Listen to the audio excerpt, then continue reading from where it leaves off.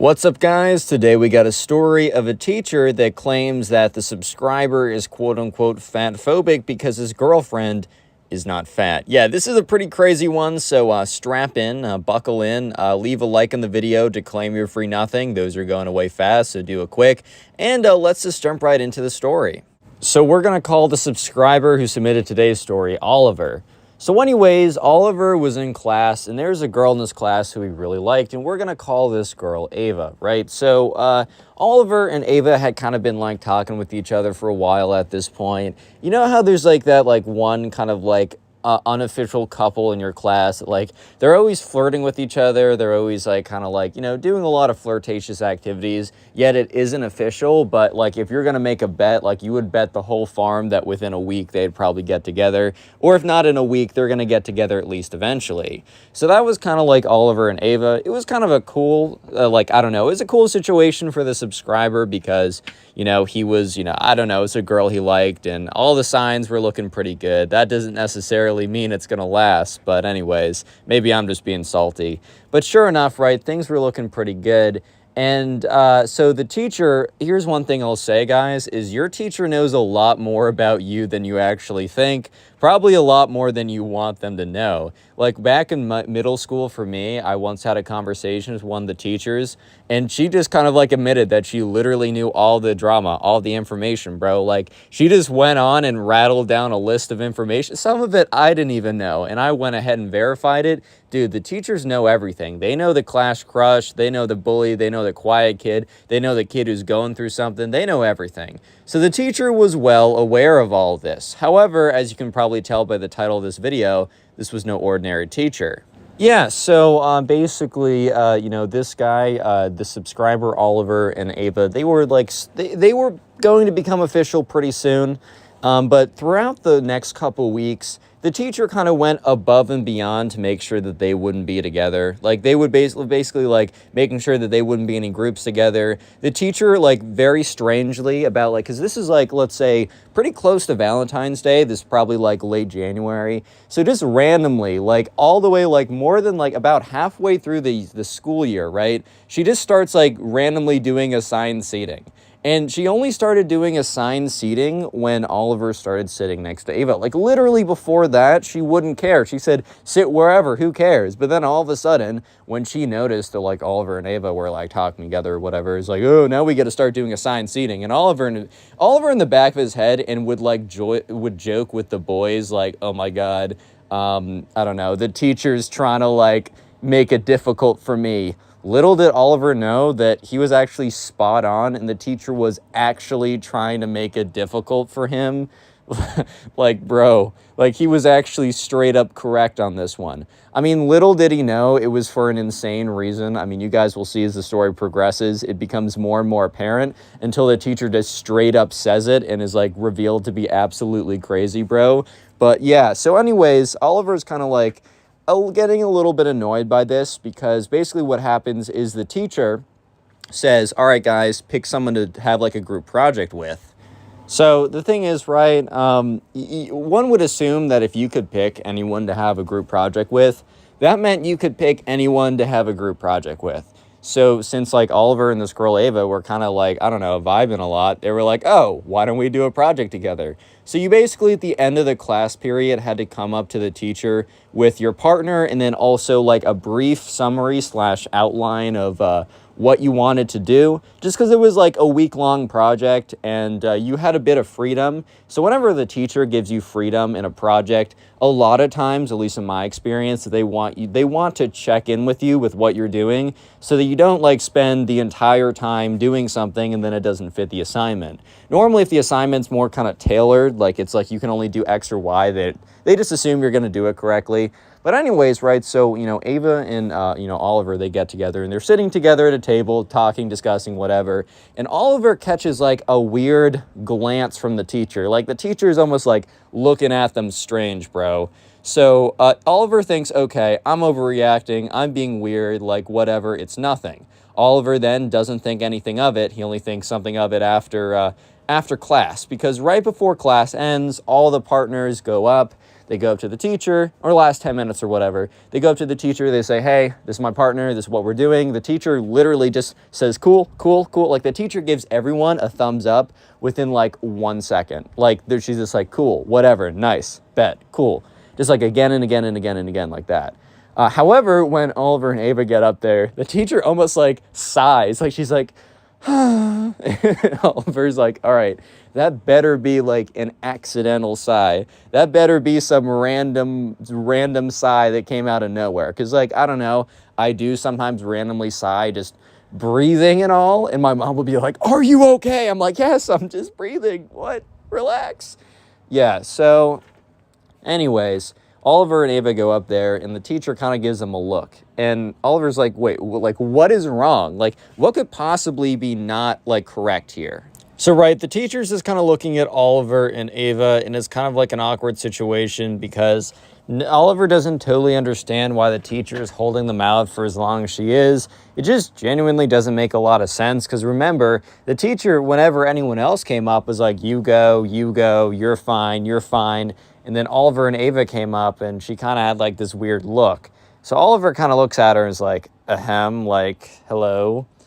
So Oliver starts presenting what topic they were going to do. I don't remember exactly what they were going to do, but it was like, it was a reasonable topic. It was definitely in bound of, like, it was in the range of topics they should cover, right? It's not like they came up with some crazy topic that wasn't going to be allowed. But anyways, right, the teacher's like, and then the teacher looks behind them, kind of looking around frantically. And that's when the teacher makes eye contact with another group. And she's like, you two, come up here. So Oliver and Ava are, like, super confused right now. Because, like, okay, like, why is she doing this, bro? Like, this is kind of odd, if we're being honest. So now 4 people are up there, 2 groups at the same time. Oliver and Ava kind of look at each other because it's pretty odd. It's like she just hasn't given them the okay yet, which is pretty weird. And she's like, so I've selected you guys randomly. Cat, by the way, but I've selected you guys randomly. And, we're switching groups. And Oliver is just kind of like, what? Because, like, she let everyone choose their own group. She let everyone kind of get away with it or whatever. But then the second he comes up with a girl he's interested in, now it's a problem. Now it's like a major issue that, like, now she needs to choose the groups or whatever. So she's like, yeah, Oliver and Tommy, you guys switch or whatever. So Oliver's like, what? Like, why? She's like, oh, it's just, I wanted to mix some of the groups up, you know? And Oliver just kind of looks at her. You know when someone says, you know, but you don't know? Like, what they're saying doesn't make a lot of sense, but since they follow it up with you know, then therefore what they're saying is super logical. Yeah, that's basically what happened here. So Oliver's kind of annoyed because he's like, well, what are we going to do now? We spent, like, the whole class preparing or whatever. And the teacher kind of looks at Oliver and is like, you guys did not spend the whole class preparing. You guys were, like, flirting the whole time. What? Like, Oliver and Ava, they got plenty of flirting out of class, bro. He's like, you don't need to worry about me, Miss Teacher. They actually, okay, they spent a little time talking to each other, but who doesn't? If you're spending the whole class period on the group project, you're probably gonna, I don't know, add a little extra conversation just to keep it cool. But they actually spent a lot of time coming up with a good idea. Yeah, so, yeah, Oliver was a little bit upset and tried to reason with the teacher that, you know, actually him and Ava had spent a lot of time together, putting together, like, a lot of ideas, planning, all that kind of stuff, because it was kind of a big project and they did only have a week to do it. But the teacher's like, now you're just being disrespectful to, I don't know, Sam or whoever she was trying to, like, put him with, right? And looks over, like, Oliver turns around, looks over at Sam and is like, dude, like, that's my boy. Like, I don't care. I'm just saying that, like, I put in a lot of work. And, like, Sam speaks up too, and he's like, yeah, actually, like, I would kind of prefer to stick with my partner. Like, Oliver and I are close, but I don't know, like, we already put in a lot of work together. And that's when the teacher gets, like, visibly angry and frustrated. She's like, I'm calling the rules here. You guys should stop back-talking to your teacher. It's a bad look. All this kind of stuff. And they were kind of taken aback. They were like, all right, relax. Didn't realize that we struck a nerve here, but okay, whatever, buddy. Like, sure, cool. we'll leave you alone. So yeah, you know, Oliver and Sam kind of go off and they're like, all right, well, what do you want to do? Because they had to, like, in the next, like, 30 seconds of class, figure out what they were going to do. So that was kind of like one of the bigger examples of the teacher obviously trying to get between Oliver and Ava. But it only gets worse from here, and then the true intentions of the teacher became even more and more clear. Yeah, so anyways, a couple weeks later, so the teacher's continuing to do little things that's just obviously, like, being really weird about, like, Oliver and Ava or whatever, like, trying to keep them apart. But here's the thing. Some teachers just aren't really comfortable with that. It's weird, but some people aren't, like, some teachers aren't that comfortable with, like, students flirting with each other. Like, I had this teacher that I really loved back in the day, but she hated any talking about any physical interaction or anything. Like, even, like, holding hands or flirting or whatever, she hated that stuff. I think she was, like, aromantic or whatever, because she just, like, lived with the dog, and she, like, is like, oh, hugs, oh, that's the worst. Which is, like, I know some people are like that. So this teacher was not like that, though. As you guys can probably tell by the title, she had a different reasoning for disliking Oliver and Ava being together. So this all became more and more apparent one day when this teacher kind of went, like, just had a really out of left field conversation. Like, she was like, I don't know, if you check the syllabus, it was, like, very standard, whatever. Like, it was a very normal day. But the teacher decided to just completely go off the rails, ignore the syllabus, and give a very special presentation instead.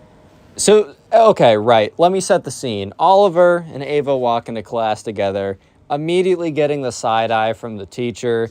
Everyone else walks in, they sit down. Remember, they're no longer allowed to sit where they want. They're in assigned seats for one reason and one reason only. But anyways, they're in their assigned seats, whatever. And sure enough, the teacher, instead of doing what she was normally going to do for that day, completely goes off the deep end and starts saying some really, like, crazy, interesting, well, some really, here, okay, let me just tell you what she says. So they're sitting down, right? And that's when the teacher says, hello, class, like, I know we have a whatever lecture planned today, but I thought it'd be more important that we speak about a much more pressing matter. So she's like, all right, guys, I wanted to tell you a little bit about, you know, choosing people or making choices based off, like, things they can't control. Which at first it's like, oh, okay, well, yeah, if you, discriminate against anyone for any reason, like, that's a pretty bad thing. Well, when it's, like, things they can't control. If someone's a bad person, so you decide to not hang out with them, I don't mean like that. I mean because, like, I don't know, if someone's, like, sexual orientation, you're a bad person to them, or that's a bad thing to do. I think that's pretty obvious, though, and I hope we can all agree.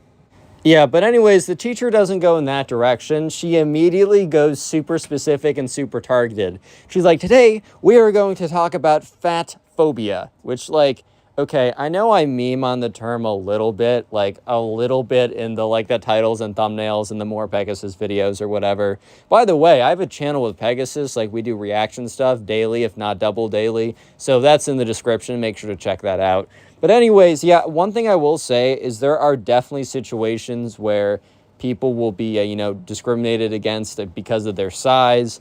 And while I think it's worse to be discriminated against for something you can't control, it's also not good to do that in general. Like, you should really be accepting to basically all people. I mean, but here's the thing.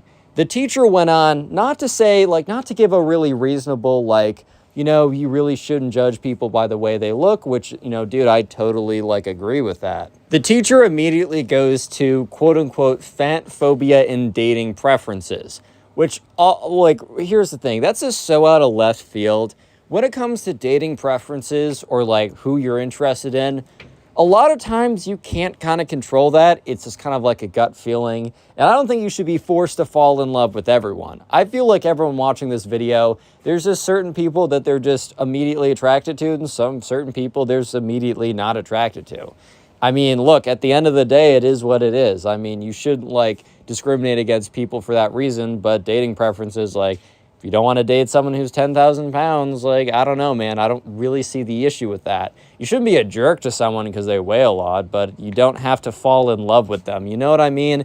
And maybe you're missing a really good person. I will say that. Looks are not everything. I mean, after like I heard like after the honeymoon phase, like after a while, you're just like biologically, it's hard to even be attracted to your spouse. So you're really looking for a lifelong friend at the end of the day. But I do think attraction's important in the beginning. I think there's some evolutionary smart people who talk about that. I'm getting off topic though. But here's the thing. The teacher literally says like, it is extremely fat phobic to date someone just because they're skinny and avoid people who are large. Here's the thing. At this very moment, Oliver doesn't realize that this comment is tailored towards him and Ava. Yeah, I'm not even kidding you, bro. Like, the teacher decided to, like, stop class and talk about how, like, Oliver was fat phobic, but he didn't even realize yet, because she's about to make herself a lot more clear. Yeah, so basically Oliver has no reaction at this point. He's like, oh, okay. Like, Oliver doesn't even realize this is about him. In retrospect, he started to realize all these small details leading up to this final thing, but up until now, he has no idea what's coming for him. So basically, the teacher keeps going on about, like, oh, you can't date people just because they're size or whatever, or not dating a large person or whatever is fat phobic, which, like, here's the thing, like, just saying you're not dating someone skinny is fat phobic, like, bro, wait a minute. First of all, even if we're going with the logic of you should be forced to date everyone of every size, like, wait a minute, just because you're not dating someone of a super large size, does that mean you wouldn't? Like, bro, are you saying you should have like 1,000 partners in his relationship? I actually heard some people do that, and like, best of luck, bro. That would be too stressful for me. I don't think I can handle that, but you do you, my friend. Anyways, though, so that's when she goes on to say, and guys, the reason why I'm bringing this topic up is because I've noticed that there's been more romance at the school. As you guys get older, you're more likely to have romantic partners and be interested in girls and boys and all that. And she's like, but let me just say that one thing I will not allow is any fat phobia in the classroom. And Oliver's like, this is becoming a little sus. Yeah, so that's when she goes on to be like, yeah, and I want to let you know, while I'm totally fine with relationships and dating, fat phobia will not be accepted. And she's like, if you're dating someone skinny, that means that you're not dating someone large. Which, first of all, is such backwards, like, L logic right there. It makes no sense. I already spoke at length about why that's stupid, so I'm not going to go over that again. But she's like, from this point on, I will not encourage any fat phobic relationships. And at this point, like, Oliver's starting to realize, wait a minute. And then he starts to think back. He's like, wait a minute. 2 weeks ago, she was being super weird with, like, me being in a group with Ava. And a couple weeks ago, like, she starts giving assigned seats the second when I start, like, sitting next to her. And Oliver's like, wait a minute. Is she talking about me? And that's when the teacher goes on to say, like, yes, I've needed to start assigned seats. I've needed to separate partners in their groups because of the fat phobic relationships that have been going on. And Oliver's like, wait a minute, it is about me. Wait a minute. And the thing is, too, this wasn't a super large class, and Oliver was fairly popular, at least in the sense that he was friends with, like, basically everyone in the class. So, dude, when she's saying this part, like, half the kids in the class, like, turn around in their seats to look at Oliver and Ava, and they're just kind of sitting there like, yo, dude, like, I know this is crazy. Like, I don't know what's going on either right now. So, yeah, Oliver is starting to realize that, oh, word, this is actually about me. Ew, okay. And, like, everyone in the class realizes this too, and it's just super awkward, weird, and uncomfortable. So after class, Oliver goes up to Ava and is like, yo, like, did you hear the teacher? And she's like, yeah, like, I heard the teacher. I was there in class, dude. And, Oliver's like, look, that, like, honestly, I'm going to be honest, like, that's weird. Like, I felt kind of uncomfortable, like, by the whole thing. So what they decide to do is they kind of talk it over, and they're like, look, like, I don't want the teacher to, like, keep interfering with, like, what we're doing, so maybe we should have a meeting with the teacher. So what they decide to do is they kind of, like, Oliver sends the teacher an email saying, hey, can we meet after class? And the teacher responded, yes, we totally can, !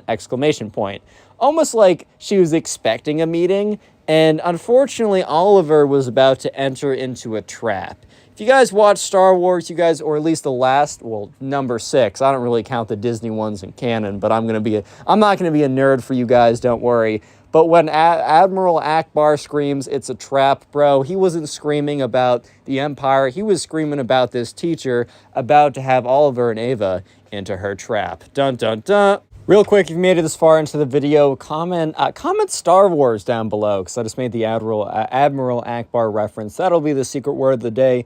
And while you're in the comment section down below, make sure to check out the pinned comment, as there's a link to the Spotify in which I upload these stories as podcasts, as well as a link to all 3 channels I upload daily on, and I actually uploaded more channels. But subscribe to all the ones linked down below, please. It helps me out because they're just kind of new, and every subscription helps out. Anyways, let's get back to it. I'm not going to waste any more of your time. So anyways, yeah, so eventually Oliver and Ava, they go to meet with the teacher after class. So they're just waiting, and most of the people file out, and she has this kind of smile, but it's almost like that kind of forced smile I think you know that the teachers sometimes have. So they kind of knew that something was up. So after all the kids leave, she kind of turns to them and is like, "So, I think I know what this meeting is about." And Oliver's like, "Oh, you do?" And she's like, "Yes. I think you realized that the comments I made last class were about you guys." And they were both pretty uncomfortable. They're like, we kind of felt like after you added the whole, I had to break up, some people that were sitting together and in a group together. And I think we were the only group that you had to break up. So it seemed pretty clear to us that you were talking about us. We don't totally understand how we fit under the thing you were talking about, though. Like, we just are kind of confused, and we want to make sure that there isn't any confusion and that we're on bad terms. And the teacher responds, "Oh, there's no confusion. You already know this is about to go down bad, bro. You already know this is about to be not a good situation for any of them." So Oliver kind of looks at her like, "Okay, what do you mean by that, dude? Like, And she's like, you guys, I just want to let you know that, I can't really accept any fat phobia in the classroom like this." And Oliver's just kind of like, I don't know what you're saying. She's like, "Yeah, Oliver, let's not kid ourselves. There are other people you could have chosen from, and you decided to choose the skinniest girl in class. Okay, here's the thing. Ava was definitely on the skinnier side, but some people, bro, are just born on the skinnier side. Like myself. I'm born like a freaking mine. I was spawned into existence like a freaking Minecraft skeleton. I need to intentionally eat like 4 times a day just to look normal, bro. Like, I swear. And there's people that are born in much skinnier than me. And some people are born in bigger, and some people eat, and that changes the way they look. Look, here's the thing. It's not good to discriminate against people for being bigger. But one thing that's sometimes really overlooked is people being made fun of for being super skinny. Like, I just don't really see the huge difference. I think I can understand how society, quote unquote, just said society ironically, society may or may not like discriminate against, larger people more than like really skinny people. But that doesn't mean that it's okay to to discriminate against one and not the other. Like, bro, relax. Come on now. Yeah, so, Oliver's just so confused, and, Ava looks all embarrassed, and Oliver's like, I just don't understand. Like, I just like talking with Ava. We have a good connection. And the teacher's like, "Well, you might, but I'm sure you'd have a good connection with some of your other classmates, even the larger ones. But you would not want to be with them because they disgust you." And Oliver's like, "Yo, relax. Like, you're putting words in my mouth. Come on. Like, bro, what? I didn't say any of this." And the teacher's like, "You know what? I don't think I'm going to get through to you. So this is not going to be a productive conversation. I said my part. Goodbye, guys." So yeah, Oliver and Ava get up and they walk out of there. And Oliver's like, turns to Ava as soon as they're out of the classroom, the door's shut. He's like, "What was that? Like, seriously, what was that?" And she's like, "I don't know. Like, I'm so embarrassed. I'm so uncomfortable." So Oliver's like, No. This is not how this ends. We're not ending with the teacher being super unfair. We're going to the principal's office. Look, Oliver didn't want to bring this to the principal. Oliver didn't want it to go to this level. But this is clearly ridiculous. So yeah, Oliver and Ava, they go up to the principal's office. They go up to the front office and they say, "Hey, can we get an appointment with the principal?" And the secretary's like, "Oh, actually, he's kind of got I think he's got a free period now. He was supposed to meet with someone, but they did that last minute. Let me call in." Secretary walks in, walks out a couple seconds later. Is like, "All right, yeah, you guys are good to go in." So Oliver and Ava walk into the principal's office. They sit down, and the principal's like, so, what are we talking about today?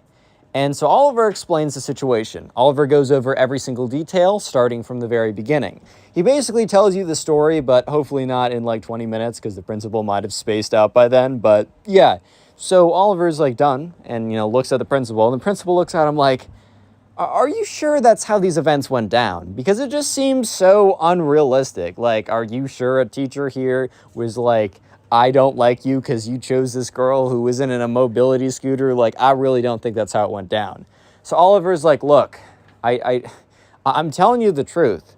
Maybe I had a miscommunication. Maybe I misheard something. But, needless of that, like, it doesn't matter. At the end of the day, Ava and I feel uncomfortable. We just aren't comfortable in this situation right here.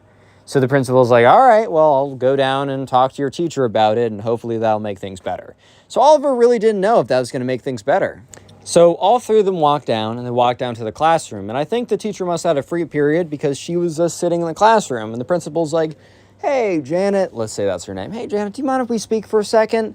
And so he kind of looks at the two kids and is like, kind of gives them a motion to wait out here. And the principal goes into the classroom, and the door's closed. And, I mean, okay, look, obviously Oliver and Ava immediately go right up to the door and press their ears against it to try and hear what's going on. But the seal around the door must have been actually pretty good because they could kind of make out certain things, but it was very muffled. So, unfortunately, I can't tell you exactly how the conversation between the principal and the teacher went down, but I can make some assumptions, such as, one, the principal confronting the teacher on this to see if this is true, because it's so ridiculous. Two, the teacher basically confirming, based on what you guys are about to hear. And the principal, three, kind of startled, stumbling around for words, because he wasn't actually expecting the teacher to straight up admit that, yeah, I'm discriminating against this student because he didn't choose the largest kid in class. Like, what?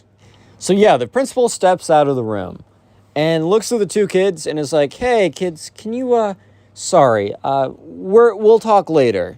And so Oliver and Ava are watching as the teacher walks out of the classroom and has such a sullen and stern look on her face. And as they walk by, she gives both of them, like, the biggest death stare of all time. Like, Oliver kind of peed his pants for a second, bro. He was not expecting to actually have his life threatened by such a stare. So here's what happened afterwards.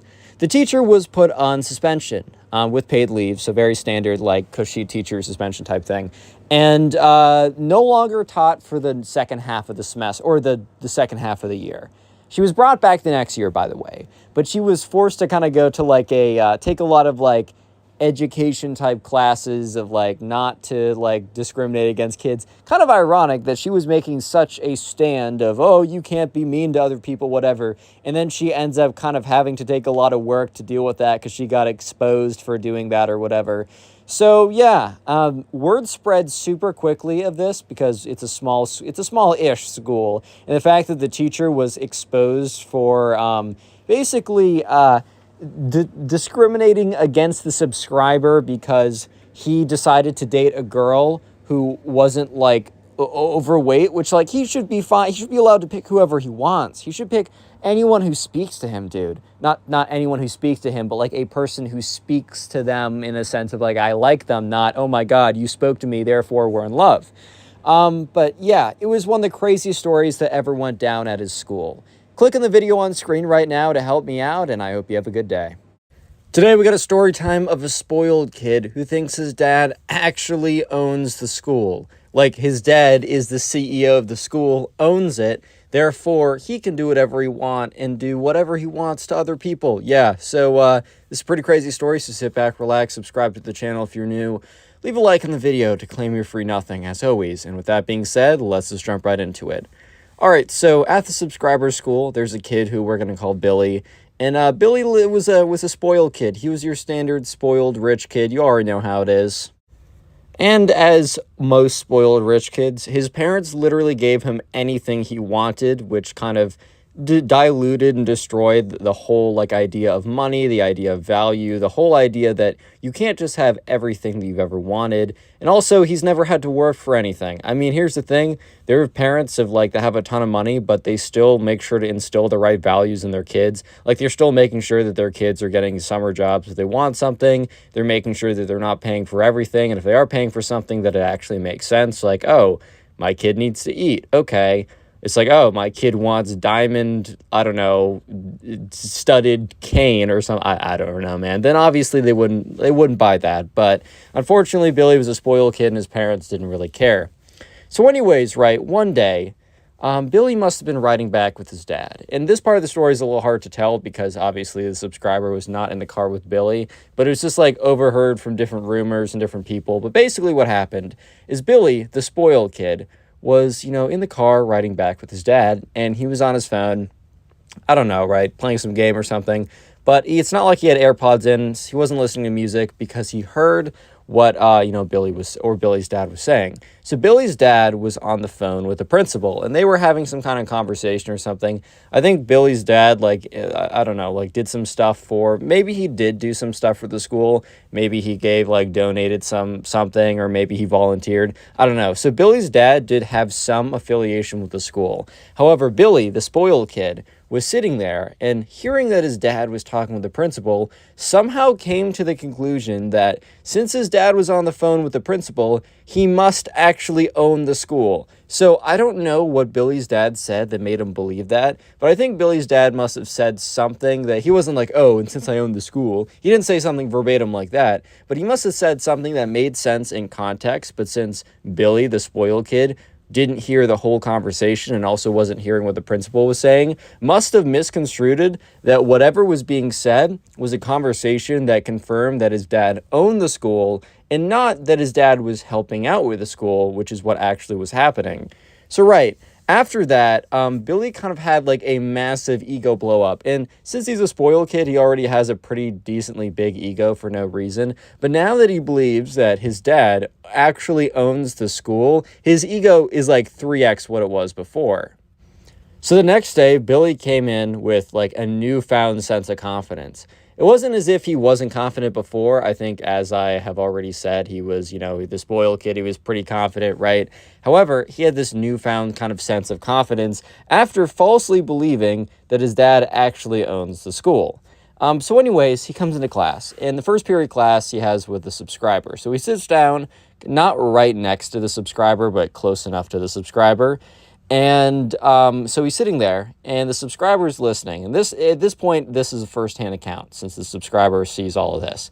There's some kid who we're going to call Ben that was in between the subscriber and the spoiled kid sitting. If the spoiled kid was on the far left and Ben was or the subscriber was on the far right, Ben was in between them. So anyways, right, the subscriber overhears Billy, the spoiled kid, drop his pencil, right? And he looks down, and he looks at Ben, and he's like, "Pick up that pencil for me right now, peasant." And Ben's like, "Dude, shut up." And the subscriber's like, "Do you know who my the spoiled kid is like, "Do you know who my father is?" And the subscriber's like, "What?" "No, he's your dad. I don't know." Remember, at this point, the spoiled kid is convinced his dad owns the school. Therefore, yes, I can be a jerk to anyone I want. So yeah, when Ben heard this, he kind of just rolled his eyes and was like, "Whatever, man." And the spoiled kid is like, "Your insubordinance is noted and will be reported to my father." And the subscriber is just kind of like, oh my God. Because everyone kind of knew the spoiled kid as kind of being a spoiled, entitled kid. But this was a whole new level of just wow, really? Really? This is just a whole new level of, damn, this kid's spoiled. Anyways, though, so yeah, sure enough, the subscriber is kind of just okay, whatever. However, the thing is, things continue to go on and things continue to get worse. And as the days went on, Billy, the spoiled kid, just became more and more unbearable. This kid was becoming an actual pain to just live with. So, yeah, basically the worst was in lunch. So in lunch one day, or during that day, he went up to some kid and was demanding demanding like his lunch money. Basically, he was paying like it was a toll to the like it was Billy was set. You know when you go on the road and you have to like make those stops if you drive really long, those toll booths where you have to pay money to pass through. Basically, the Billy, the spoiled kid, went up to some kid and said, "You are now in," and he says his last name, "family's property. You must pay the toll. Please give me $3 or some amount," right? Whatever amount was like this kid's lunch money. And the kid was like, dude, no. He's like, "Your insubordinance is noted and will be reported to my father. If you are banned from the school, then don't come crying to me. That's all I'm going to say." And the subscriber overheard this, and he was like, oh my god, this kid is actually the worst. And so the next day, Billy, the spoiled kid, was walked into the lunchroom, and there was a massive line. The subscriber was about midway through the line. I think today it was, some kind of like special food day that they all liked. Maybe it's Taco Tuesday. I don't know, man. Anyways, though, so everyone was pretty excited. So the line was pretty long. Usually the line wasn't as bad as this, as kids wouldn't be as, adamant of being like getting in line, going for seconds, whatever. So when, Billy, the spoiled kid, walked in and saw such a long line, he was like, "This shall never do." And he starts walking to the front of the line. The subscriber notices this and is like, no, like no shot this kid actually thinks he can just waltz on in to the front of the line like no one else is here.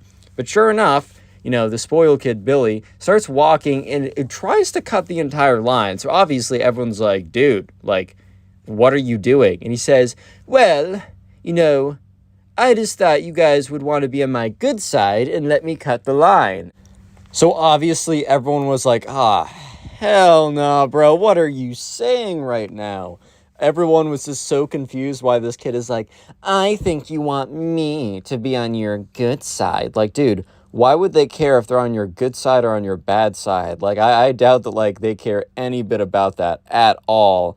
Anyways, though, but the spoiled kid is like, "I think it would be a smart investment for you guys to allow me to cut the line." Because remember, at this point, the spoiled kid is working from a kind of perception that he is truly like the ruler of the school. And I don't know why he's acting as if everyone else knows that too. Like if he only, let's say his dad owned the school and he truly was the ruler of the school. Why did he not know about this until 2 days ago? And if he didn't know about this until 2 days ago, why is he acting as if everybody else knows as well? It just literally makes no sense at all. So yeah, everyone is like, screw off, kid. Like, we're not giving you our spot in line. Stop being ridiculous, everything like that. And the spoiled kid, gets super mad and is like, "You're all going on the bad list," or whatever. And he goes to the back of the line. So yeah, at this point, the spoiled kid shenanigans are not like getting him ahead in any way, but also they're definitely not helping at this. And they're also starting to get really, really annoying. So anyways, Billy, the spoiled kid, his attitude / behavior got worse and worse and just continued being bad. However, this reached a breaking point for the subscriber and everyone else in Billy's class one day. So one day, after weeks and weeks of just utter nonsense coming from Billy, Billy just took it a little bit too far. So during recess, the swings are pretty popular. The swings are kind of like the place to be. And the thing is, it's kind of like first come, first serve. And everyone kind of knows, like, all right, you spend 5 or 10 minutes on the swings. If there's obviously some kids waiting around to get on them, just be courteous, be a good member of your community, and just, get off the swings and then let them go on. And they'll probably do the same. It's definitely a kind of like, the community is going to watch out for the community. And also, if you were known for hogging the swings, bro, the kids on the swings probably aren't going to give them up to you. So it's definitely like a big picture. You want to work with your group, whatever. So anyways, one day, someone was on the swings. And the spoiled kid, Billy, wasn't really known for liking to go on the swings. But I guess today he decided to change things up and he was going to go on the swings. So he goes over to the swings and he says, "Peasant, get off this swing for your king right now." Honestly, I think if Billy, the spoiled kid, was nice about it, and maybe said something like, "Hey man, like how much longer do you think you want to be on the swings? Like I think I would personally like to like get on there at some point, but just let me know." If he said it like that, I bet he would have had a decent shot actually of being able to get on the swings. But it's the fact that the spoiled kid said, "Hello, peasant, get off the swings immediately before, like, I off with your head, or before I just, like, absolutely just, like, decimate you in front of the court." Like, bro, what are you talking about right now? Anyways, though, so yeah, sure enough, the kid's like, no. So at this point, some other kids are around. Some of them are waiting for the swings. Some of them just happen to be nearby. And they witness this whole thing go down. And the spoiled kid says, "You disrespect my authority," because he's looking around and seeing that everyone else is noticing this. "You will be punished severely." And he walks over and he pushes this kid off the swing. And the kid falls over and, like, hits his head. So he has to go to the school nurse. The spoiled kid is, like, in timeout or gets a very light, moderate punishment. But at this point, all the kids kind of, like, get together afterwards and are like, dude, the spoiled kid has gone way too far. Real quick, if you made it this far into the video, comment "school" down below. That'll be the secret word of the day.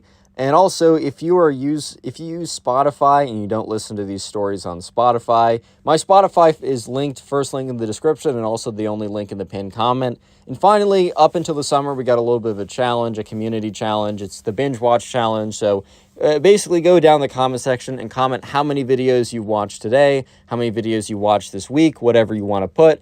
Here's some people on screen right now that have done so. Thank you to these people. Thank you to you. And with that being said, let's get back to the story. So anyways, right, Billy has gone too far. The spoiled kid has gone way too far. And everyone at the school is in agreement on that. So yeah, sure enough, they come up with a plan. They come up with a plan of action to fix what's going on. So anyways, one day at lunch, or the next day at lunch, I should say, they all go, Billy's sitting at a table alone. He can't eat with the peasants, by the way. He must eat at his own little royal table. But he goes up, they all go to Billy. And they all kind of like surround his table. And Billy looks up and he's like, "Yes, peasants." And the subscriber's like, "Dude, we've all come to agreement.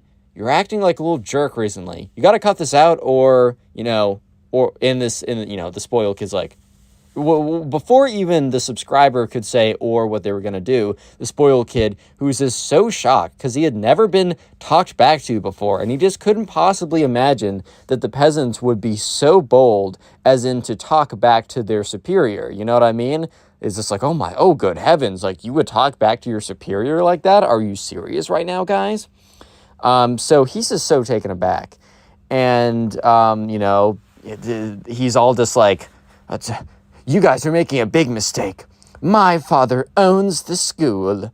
And they're all looking at him. And they're just like, "Dude, your dad doesn't own the school. And you just can't boss us around like that. Even if he did, you can't boss us around, but he doesn't. So it's not even if you're bossing us around on something that makes sense." And the spoiled kid just blew up on them. He was so angry that they would question his authority, right? And he's just like, starts shouting, "You're all just jealous of me because my father is rich. I can do whatever I want, and you will always be lesser than me. You must submit. You're better off submitting before I destroy you all." And so everyone around the table is like, "Oh my God, this kid is so cringe and lame. I didn't know you could be both like that." So yeah, all the other kids just kind of look at him. And then they looked at each other, and then they nodded. They all nodded at each other because they were all in agreement that action needed to be taken. Yeah, so sure enough, they're still at the table. And after, like, the spoiled kid finishes his, like, crazy, explosive, like, freak-out session, he's like, the subscriber says, "Look, dude, we're all in agreement. So either you're going to quit, you're going to cut out with all this, like, peasant talk and trying to cut us in line, bossing us around, and overall just being a jerk to us, and you know what you're doing. You know what if you keep on doing that, we're not going to allow you to do anything." And the spoiled kid's like, "Excuse me?" And the subscriber's like, "Yeah, we've basically talked to the entire class. They're not going to let you play Foursquare. They're not going to let you on the swings. They're not going to let you do this during recess. They're not going to let you do that." And basically, the subscriber goes down a whole long list of basically everything at school that was fun. The whole class was going to basically block him. Think of this of like some kind of like blockade or whatever, just as a leverage tool. Low-key kind of smart from the subscriber and his friends. And the spoiled kid is like, "You guys don't control me. I can do whatever I want." And the subscriber's like, "All right, man, like, that's fine with me. You can do whatever you want. Like, that's fine. Like, kind of whatever, man. And the spoiled kid's like, ugh, it doesn't bother me at all. I will have fun all by myself. So sure enough, the subscriber like kind of looks at the other kids and kind of gives them a nod, and they all go back to everyone else saying that the spoiled kid was not being cooperative, so to block him from anything fun. So over the next couple of days, the spoiled kid is not allowed on the swings. The spoiled kid is not allowed to join them during Foursquare. The spoiled kid is not allowed to do this. No one is talking to the spoiled kid. Basically, basically saying you're not allowed to have fun here until you stop acting like a jerk. So finally, after a week, the spoiled kid, when no one else is looking, goes up to the subscriber and is like, look, call off your blockade. I'll stop being a jerk. And the subscriber says, okay, one more thing. So you guys might be thinking, what is that one more thing? And the subscriber's like, I need you to apologize. And the spoiled kid's like, oh my God. Oh my God. I'm sorry. Oh my God. Oh. And the subscriber's like, okay, that's good enough for me. And he says, I'll tell everyone to like quit with the blockade. And the spoiled kid's like, good, like, fine, I'm sorry. Spoiled kid walks away. Everyone lets the spoiled kid back into doing whatever they're doing. And yeah, sure enough, the spoiled kid was no longer a jerk. He might have still thought his dad owned the school, but he wasn't a jerk about it. If you want to support the channel, click on the video on screen right now. And if you're listening on Spotify, click on another story, and peace. Today we got a story of probably the cringiest emo kid on planet Earth. This is probably one of the craziest stories I've received in a long time. So sit back, relax, subscribe if you like stories, and let's call today's subscriber who sent in this story, let's call him Logan. So Logan was in the 7th grade when this all went down, and in Logan's class there was an emo guy and an emo girl. Yes, I'm in love with an emo girl type emo girl. And yeah, I'm just gonna call them emo girl and emo guy, because you guys know if I have like a billion names for people, I swap them. And even if I have one name, I've even messed that up once before. My brain is very small. But this all happened one day when the emo girl and the emo guy were at recess together, and basically like Logan had recess for a very long time. I know a lot of people don't have recess past like 5th grade, but Logan had it all the way through 9th grade, which is pretty cool. So basically, right, the emo guy and the emo girl every single day at recess would sit at this bench, which kind of was like close enough to everyone else, but also far enough that they weren't going to like get, I don't know, hit by someone on the swing or have to like interact with people. And basically what they would do is they would sit on the bench together and they would be in each other's arms and they would be like, society, no, but they would be like randomly cussing out kids, and like literally some kid would walk by, let's call the kid Ben, little Ben over here, little Benny boy would walk by the emo girl and emo guy, right? I'm just gonna call them the emo couple. And the emo couple would be like, oh, look at that Ben. He's such like a conformer to society. He's such a sheeple. He's the sheep and sheeple, bro. Like, he doesn't understand our suffering. He doesn't understand how society treats us, because society hates the emo kids. And Ben would walk by and like he'd be able to hear all this nonsense. He'd be like, bro, I can hear you. And they'd be like, oh, what is that, sheeple?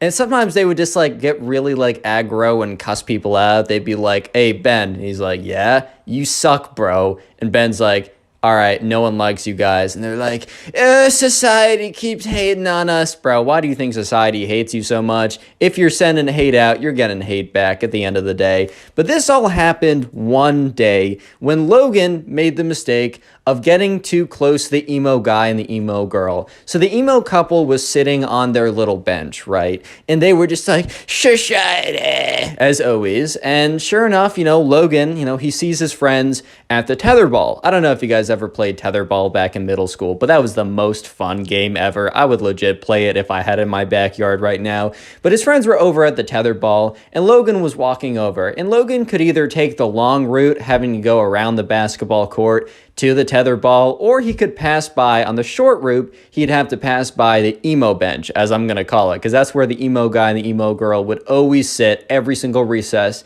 and complain about society or whatever. And so sure enough, right, Logan just, he doesn't know like the real deal with the emo kid and the emo girl, and he doesn't want to take the long route. So he decides that he's going to pass by the emo bench. And he passes by the emo bench, and the emo kid is like, because he gets kind of close to them because, I don't know, he's been paying attention. He's just walking. And the emo kid, or the emo guy, I should specify, is like, hey, man, wait a second. And Logan turns around and is like, oh, it's that weird emo looking guy, like, whatever. By the way, if you dress emo, I really don't care. Like, you can do whatever you want, man. You're good in my book. Just don't act like these kids, and we're chilling, bro. But anyways, Logan's like, oh, it's these kids. Like, I know they're kind of weird or whatever. And the emo guy's like, dude, I saw that you were looking at my girl. And Logan's like, bro, what are you talking about? And the emo kid's like, bruh, it's obvious. You're in love with my girlfriend. And Logan's like, dude, what? Seriously, what are you even talking about? He's like, don't try and deny it, bro. You're only going to get into more trouble from me. And like the emo kid looks over at his girlfriend, and the emo girl's like, oh, you're my big defender against this guy in society. Dude, I'm sorry. I can't do the story with a straight face. So Logan politely explains to the emo guy that he has no interest in his girlfriend. And he's not saying, oh, she's ugly, lol. He's just like, dude, I was literally just passing by. Why would you think that, like, I have any interest in her? Like, why would that give off the impression that I want to, like, get with your girl? Like, why on earth would that give off that impression? And so the emo guy is starting to realize that he was overreacting and that, Logan was literally just passing by. But the emo guy starts to come up with a different theory in his head. And he's like, man, wait a minute. Are you calling my girlfriend ugly? And Logan's like, bro, no, like, she's totally fine looking. Like, so, and then he's like, so you're in love with my girlfriend? And Logan's like, no, bro, I'm not. I'm trying to go play tetherball with my friends. And the emo kid is like, so you disrespected my girl. Turns over to his girl, gives a little wink. You're hot, beautiful. She's like, oh, shiny.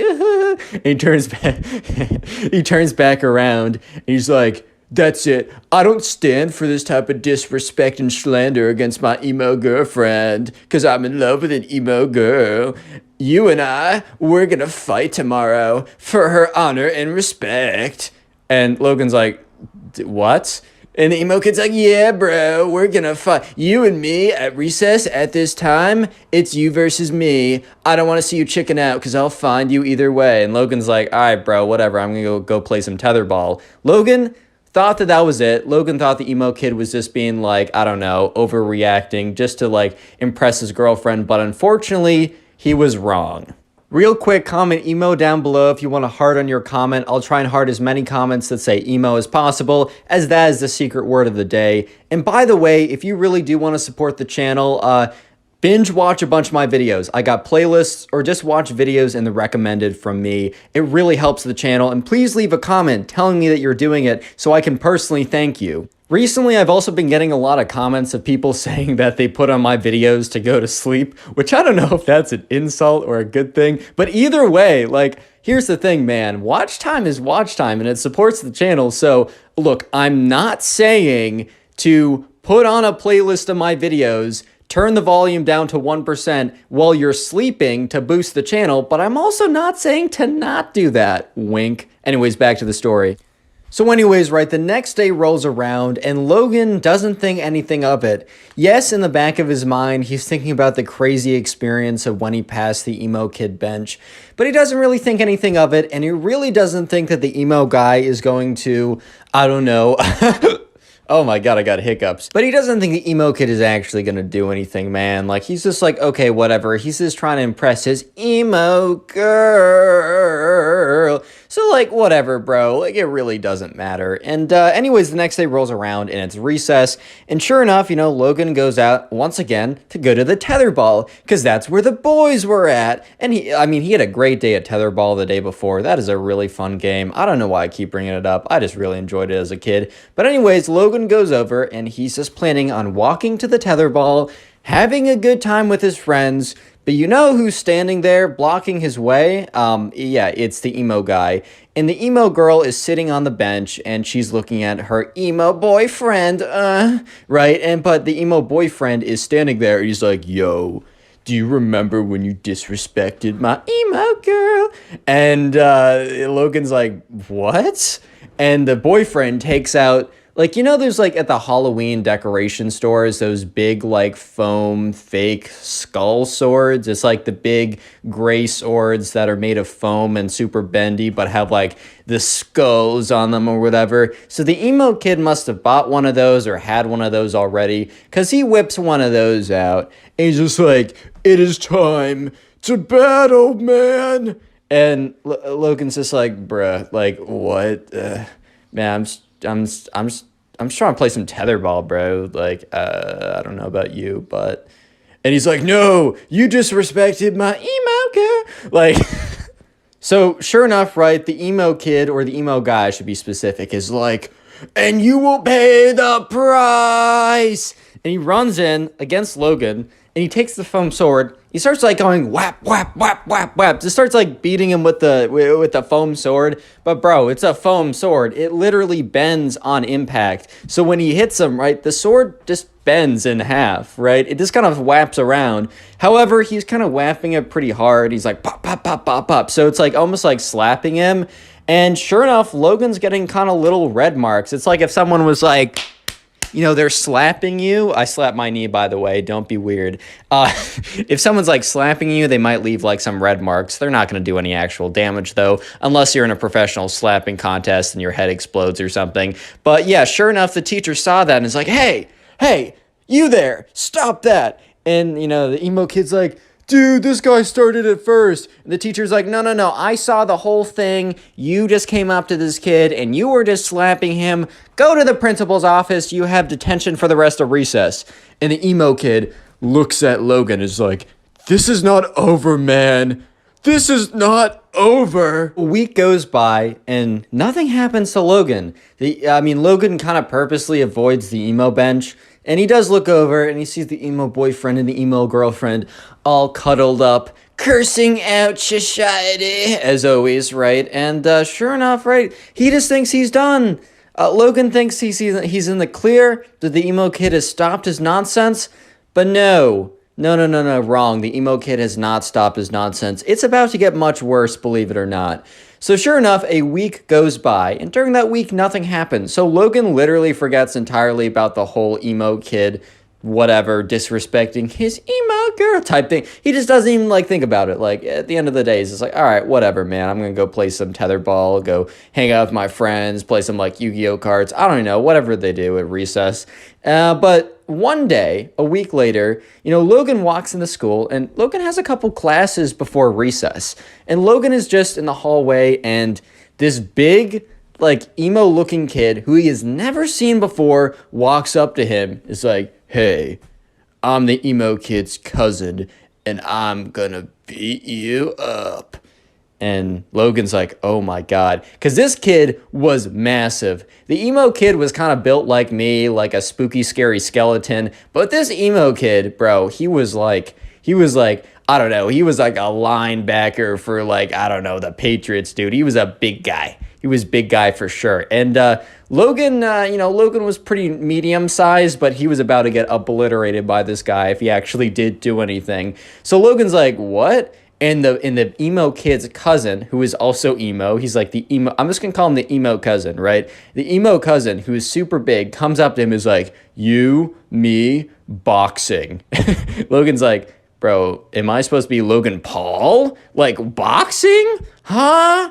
But sure enough, the emo kid's cousin is like, yeah, you, me, recess, boxing. This is for disrespecting my cousin's girlfriend. And he gives him a little shove. And Logan, like, feels the vibrations through his body as he kind of stumbles back a little bit. Kind of sizes it up and realizes, oh my God, this is not going to end well. So Logan is kind of struggling to pay attention in class because he's kind of thinking about, you know, what's going to happen at recess. This big guy, the big emo cousin guy, said he wanted to box him, whatever that even meant. But he was a little scared. I mean, he didn't think he was going to do that well if he actually did end up boxing this guy. Just because this guy was big and he was kind of medium big, or he was kind of medium small, to be honest. So he was like, all right, man, I'm not going to do so hot. And Logan really knew that he was in trouble when he walked out like kind of like, because he walks out of the building to go to recess, as he's trying to avoid the whole thing and maybe hang out with his friends instead. And normally people are kind of like, I don't know, dispersed around. Some are at the swing, some are playing basketball, some are at the tetherball, some are at the emo bench, you know, whatever, right? But at this point, they were all huddled around. And when Logan walked out, they all turned to look at him. And Logan just knew at that point on that things were about to be, they were about to be pretty bad, if he's being honest. So Logan kind of just walks out there, and the crowd that's kind of circled around that was looking at him kind of steps to the side to show the emo girl, the emo guy, and the emo guy's big emo cousin all standing there. Apparently word got out that there was going to be a big boxing match or whatever. And here's the thing, right? Stuff like this never happens at Logan's school. So when people heard that this was potentially going to happen, everyone was like, all right, man, the basketball, the tetherball, the swinging, that can all be on hold because that can happen any day. But a boxing match between this kid and this big, like, emo guy who's like, doesn't even go here, this is not something that happens every single day. So sure enough, right, they were tuning in, they wanted to see what happened. And the emo kid is like, or the emo guy's like, oh my god, Logan, are you ready to get on for disrespecting my girlfriend, my emo girl? And Logan's like, bro, like, I didn't even say anything. And the cousin's like, yeah, you're just saying that because you're scared. Everyone's like, heh, heh, heh, heh. Okay, not everyone was laughing. It was literally just the emo kids. But at the end of the day, right, everyone was still watching. And so the, the emo guy, like, takes out his backpack, because, like, normally you didn't bring your backpack to recess, but for some reason the emo guy brought his backpack to recess. So, that was a little confusing. And yeah, so sure enough, he opens up his backpack and he takes out 2 pairs of boxing gloves. And Logan's just like, oh, so we're actually doing this. Oh, okay. So this is actually something that's okay. Huh.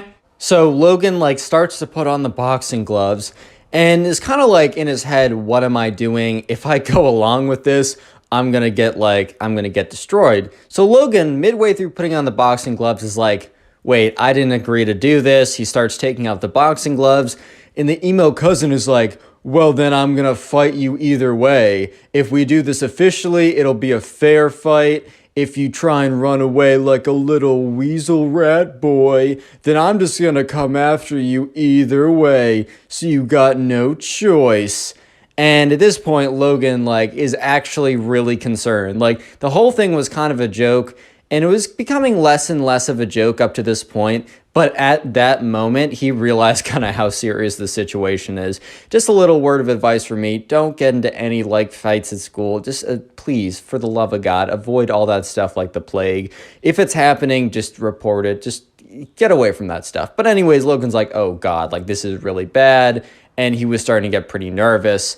And that's when like his guardian angel came, in a sense, because this the school principal, 2 teachers, and 6 security guards, the entire security guard force at the school came in. People started dispersing. They started running away. The teachers pointed at all 3 of the emo kids. They also pointed at Logan, and the security guards kind of like didn't like apprehend them. They didn't like tase them and tackle them to the ground or anything, but they're kind of like, you 4, you gotta come with me. And the emo kid's cousin's like, I don't even go here. And the security guard's like, yeah, you still gotta come with us. And he's like, no, I don't. And they're like, we'll legit call the police on you if you try and leave. Like, don't even try. He's like, okay, whatever, man. So sure enough, all 4 of them, they were sent to the principal's office. And the principal and all the security guards were sitting around, kind of sat them down, and kind of just wanted an explanation of what happened. So the emo kids explained from their perspective, and then Logan explained from his perspective. And obviously his perspective is the perspective I just told. And apparently the emo kids' perspective was the same thing, but a little bit more dramatic, of like Logan disrespecting the girlfriend or whatever. But honestly, the stories were practically the same, which is a little weird. Like, why would the emo kids say exactly what was happening when obviously they were in the wrong? Apparently they didn't realize how dumb they were being.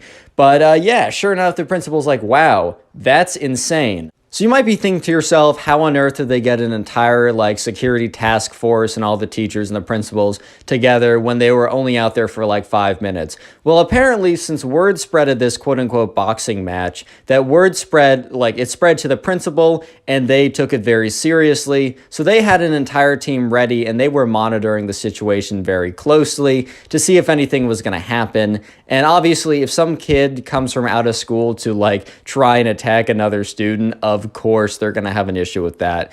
So what happened was Logan, since he was totally like in the right, you know, he was set free. He was totally fine. But and so was the emo girl because she was kind of just a bystander, even if she did cheer it on. You could say the same for Logan for not standing up earlier. So those two were totally fine. But the emo guy, he was suspended for an entire week since he kind of orchestrated the whole thing.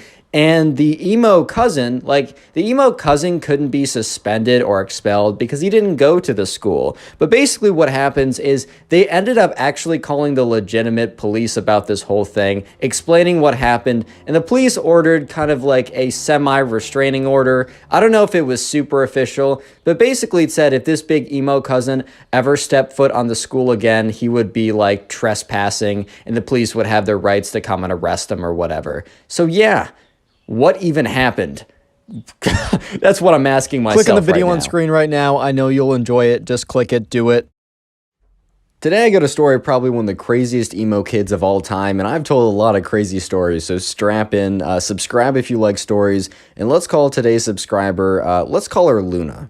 So Luna was a tennis player and was pretty good at tennis, and over the summer, her mom sent Luna to a tennis camp, and this story starts pretty far through the tennis camp. So the tennis camp lasted about 1 week long, and on the last day, which was Friday, all the parents would come and they would watch kind of like a tennis tournament of all the kids who were playing and learning how to play and getting better during the week. There would be a big tournament. They would have like, I don't know, a fake little trophy thing. But the main important thing was that there was a big tournament at the end of the week and all the parents came to watch. So this story starts on that Thursday. So this is the day before the last day, which is the big event. And this tennis camp took place at a college, so they had access to a college dining hall, and Luna and her two friends were walking, you know, to go try and find a table, and Luna's two friends said, oh, look over there, or one of Luna's friends said, oh, look over there, there's a table. So Luna's two other friends, you know, went over and sat down at the table. Luna said, I'll be right back, I'm going to go get something. So Luna walks over to the dining hall, grabs something to eat, and is walking back. And while Luna's walking back, she's not really paying attention. Like, she's kind of like, I don't know, spacing out or looking on her phone, or for some reason, she's not paying full attention to her surroundings.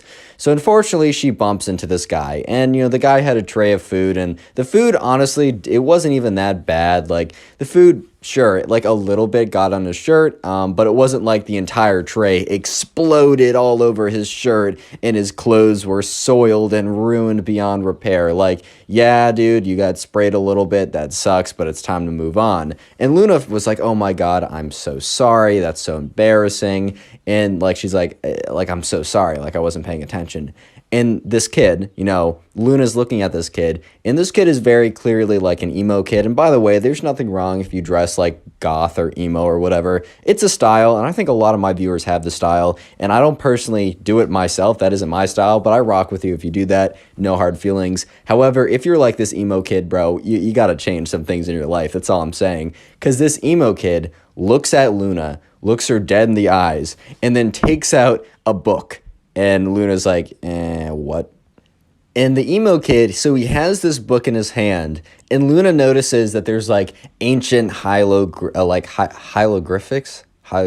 Dude, my brain is not working right now. There's like ancient like letters and all these like symbols on the book. Basically, it looks like a wizard or witch book or something. And Luna's thinking to herself, all right, there's no shot that like that's actually like a wizard book or something. And the emo kid reaches into his back pocket and takes out a wand. So he opens up the spell book and he's waving his wand around. He's like, you have made a great enemy. You've made a great mistake bumping into me on purpose. And Luna's like, it wasn't on purpose, man. Like, I swear to you, like, I wasn't paying attention and I apologize for that. I should have been paying attention. You're right. Like, that's on me. However, like, come on now. It was an accident. I don't know what you're doing. I don't know what kind of nonsense doobly doop you're doing right now. But he's like, silence, mortal. And he's like waving his wand around. He's like, hibbity bibbity bobbity boo. I put a something like super goofy, but like supposedly like,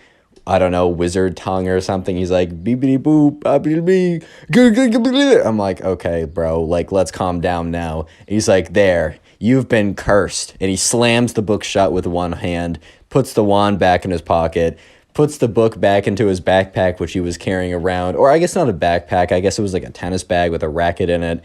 And the emo kid walks off.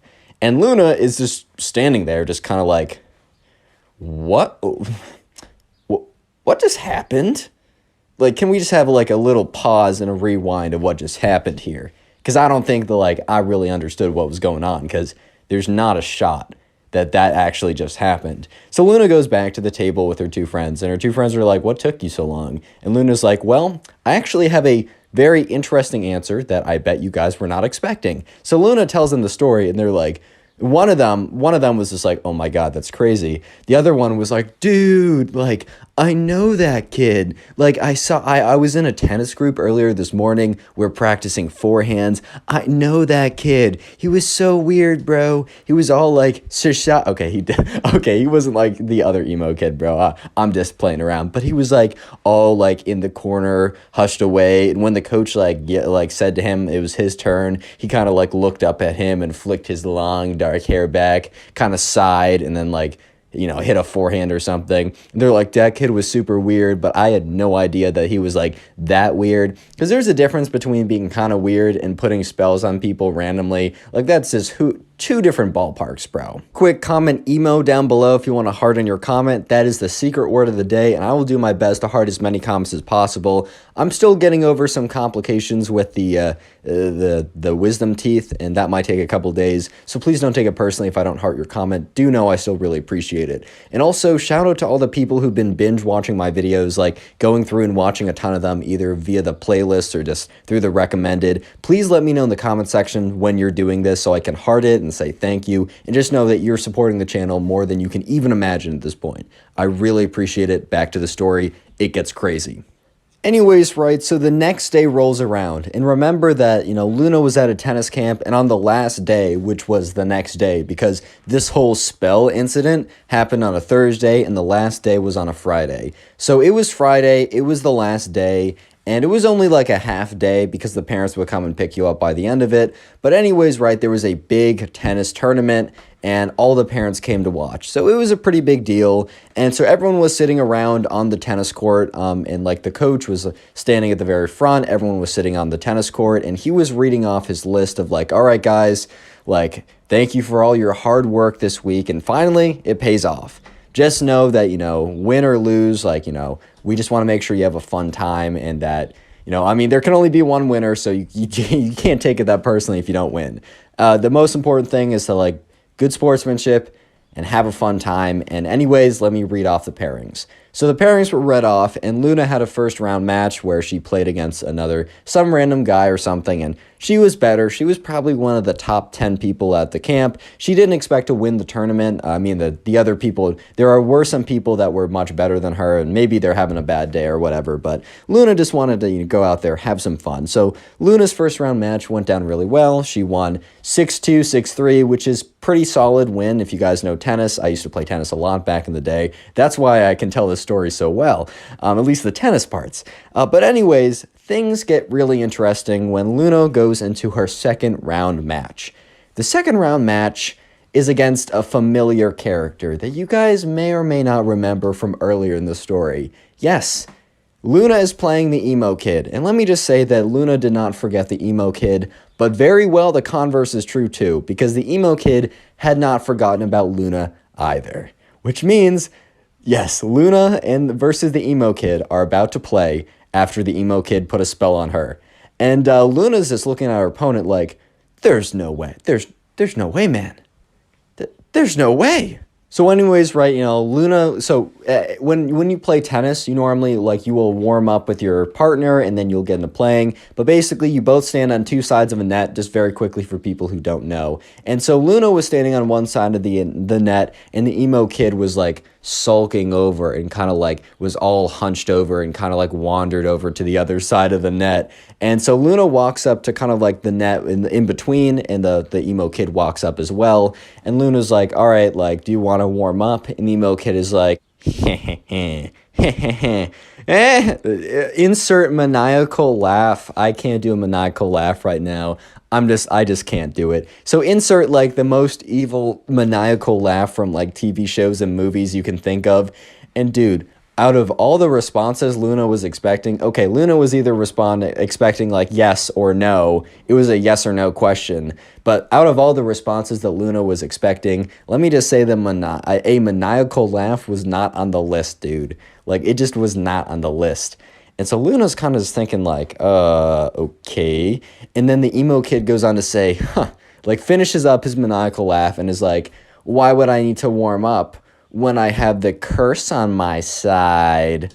And Luna was just like, oh, so we're still going with that. We're not just going to like, because Luna was kind of thinking, all right, well, let's just put yesterday behind us because that was very weird. You know what? Luna gave this guy, the privilege of allowing, just to put that behind them. Because normally that's not a thing you just put behind, right? The fact that, like, you got a spell put on you, normally you don't just forget about that. But Luna was like, oh, okay, so no warm-up? And the emo kid said, yeah. Well, I mean, I have the curse on my side, so why would I need to warm up anyways? And Luna was like, all right, fine, I really got to smack this kid. So Luna and the emo kid kind of go immediately into playing the match, and so Luna spins the racket, and sure enough, it is the emo kid's choice. So basically, in the beginning of tennis, you spin like heads or tails, and if you get it right, you can choose to serve or have the other person serve. And the emo kid starts maniacally laughing. So once again, insert the like maniacal evil villain laugh after the racket is spun. And, Luna's just kind of looking at him like, dude, what? And the emo kid is like, looks like my curse is already working. Insert again another maniacal laugh. And Luna's just thinking to herself, all right, bro, like, let's not jump to conclusions. There's a 50-50 chance that you were going to get that. Like, come on now. In the back of Luna's mind, she was like, well, I wonder if the curse is real, but her rational mind was able to take control and be like, all right, let's just smack this kid. I know I'm better than him. So sure enough, right, the emo kid starts serving. Basically, that's the way you start a tennis point. So the emo kid throws it up, bops it in, and the serve is not that good. Serve is the hardest part of tennis, in my opinion, but the serve is not that good. And Luna, really wanting to have a good impression to kind of quote-unquote break the curse, winds up a massive forehand, completely crunches it, and obliterates the emo kid in the first point. Like, this ball is blazing off of Luna's racket and just smack right past the emo kid. The emo kid wasn't even, like, the emo kid plus the curse were not good enough to give him the reaction time to be able to deal with it. That's how bad this whole thing was, dude. So Luna looks up at the emo kid, giving her the dirtiest look ever, because I don't think the emo kid realized that Luna was one of the top players at the tennis camp, but he now realized that, he was probably not going to win this. I think he walked in with a lot of confidence, also trying to scare her off because of, like, he remembered, oh, this is the girl I put the curse on. Odds are he would have, like, if this was a different person, he would have put a curse on them beforehand. Like, he would have walked up to the tennis net, whipped out his magic wand, and been like, blah, you're now cursed or something, just to mess with their head. But since he's already done that, right, he was trying to use that as leverage. But anyways, the match continues, and the emo kid is getting destroyed. So at this point, the emo kid is down about 3-0, and they're only playing one set. Basically, in tennis, you play to 6 games. Whoever gets to 6 games first but win by 2 wins, and if you get to 6-6, you play a tiebreaker. But anyways, right, Luna's up 3-0, so absolutely smoking the emo kid. And it's Luna's serve, and she serves it in, and it is very clearly a winning shot. However, it was close, right? It wasn't like, it was clearly in, but it wasn't like in by so far that like you'd have to be like crazy to say that it was out, right? And the emo kid was like, out. Because if you don't know, you make your own calls when you play tennis. There's no umpire unless you're really good. And this was a lower level. I think in the final match, like the final match of their big tournament, they might have like someone like officiating it. But the emo kid was like, out. And Luna kind of looked at him like, no, dude, that wasn't. But like she can't really do anything. So they keep playing, right? And Luna continues to crush this kid, continues to crush this fool, bro. Like, and the emo kid continues to cheat. However, the emo kid is really only cheating when it's like, I don't know, kind of close. So if like Luna hits a really good shot, but it's kind of close, the emo kid will just call it out. And this is super frustrating to Luna because she's losing a lot more points than she needs to, but she's still winning. It's currently 5-1. So if Luna wins one more game, then it's over, right? She wins the match and like it's done with the emo kid. And at this point, right, I think other matches were kind of like getting on with, and like there were like more people were finishing, so parents were kind of like coming over and they were watching, and like more of the staff officials decided to watch this game just because less matches were being played because more people were winning and losing and kind of less matches were going on. So at this point, right, it was like 5-1 Luna, and there were a bunch of people watching at this point. And so Luna hits a shot that is very clearly a forehand winner. She hits it, smacks it. It's not even like the other ones that is kind of close. This one was so clearly in, it was in by like 2 or 3 feet. And the emo kid is like, that was out, by the way. And Luna's like, dude, like I've been letting you have some really close calls recently, but that was so clearly in, I don't know how else to say it. Like I give you the benefit of the doubt of all the other stuff, but that one was so clearly in, I can't let it stand. Luna basically slips and she's like, nah, I'm done, bro. And the emo kid starts getting mad and he's like, hey, like you must respect my authority for point calling. And I guess technically you do, but then again, like one of the camp people was watching the whole thing go down and he started to pay more attention. So he's watching the emo kid and the emo kid is getting so angry. So once again, they start another point. The emo kid takes that point, even though he's obviously losing, right? And Luna hits another shot. And the emo kid, it's not even that Luna's shot was good. The emo kid just shanks it into the net, like he completely misses it. And the emo kid was like, oh, by the way, your shot was so out. And it was so clearly in. And Luna's like, dude, you can't just call everything out when you lose. And at this point, the emo kid said, like, I'm going to do what I want because it's my authority and you have to deal with it. And at this point, right, the camp counselor had kind of noticed what was going on and was like, I got to come in here. I got to put a stop to this. So the camp counselor, starts to walk on the court and is like, what's going on, guys? And the emo kid is so angry at this point because he's losing and he's just mad. And oh my God, this is where the emo kid snaps. So the camp counselor is walking over to the emo kid and is like, all right, can you explain what's going on here? Like, it looked like that point was very clearly in. Why did you call it out? And when the camp counselor says to the emo kid that it was clearly in and asked him, kind of questioned his call, the emo kid, already super salty and already molding super hard, being super angry already, just completely loses it. And he takes his racket and he goes, rah, and he whips around and he smashes it into the camp counselor. And like the camp counselor stumbles back and it's like, oh my God. Because like the racket had hit his arm. It had like broken the skin a little bit. So it was a little bloody and it wasn't that bad. He didn't break anything. He didn't like hit a major artery or something. But the racket smashed into the camp counselor and like kind of like broke into his skin. So the camp counselor starts yelling like, are you crazy? Like, why would you do that? I was literally asking about a call and you attacked me. And there was another camp counselor watching the whole thing and he starts walking in. But before they could do anything, you see this woman with kind of like a side part, like it kind of like the Karen haircut. Maybe she was a nice woman, but I'm just describing what I was told. By the way, this story was sent into my Instagram. Go ahead and follow me there. It's in the description. Even if you don't want to send in the story, just follow me there. It makes me feel good. But anyways, this woman walks on the court. She kind of looks like a Karen. Maybe she's super nice. I'm just saying it how it is, right? Walks on, grabs the emo kid by the back of by like the scruff of his shirt and drags him away. And he's like, ma'am. He's like, ma'am, I was winning. The emo kid literally had the audacity, as he was being dragged off court for attacking one of the camp counselors, to say that he was winning. What?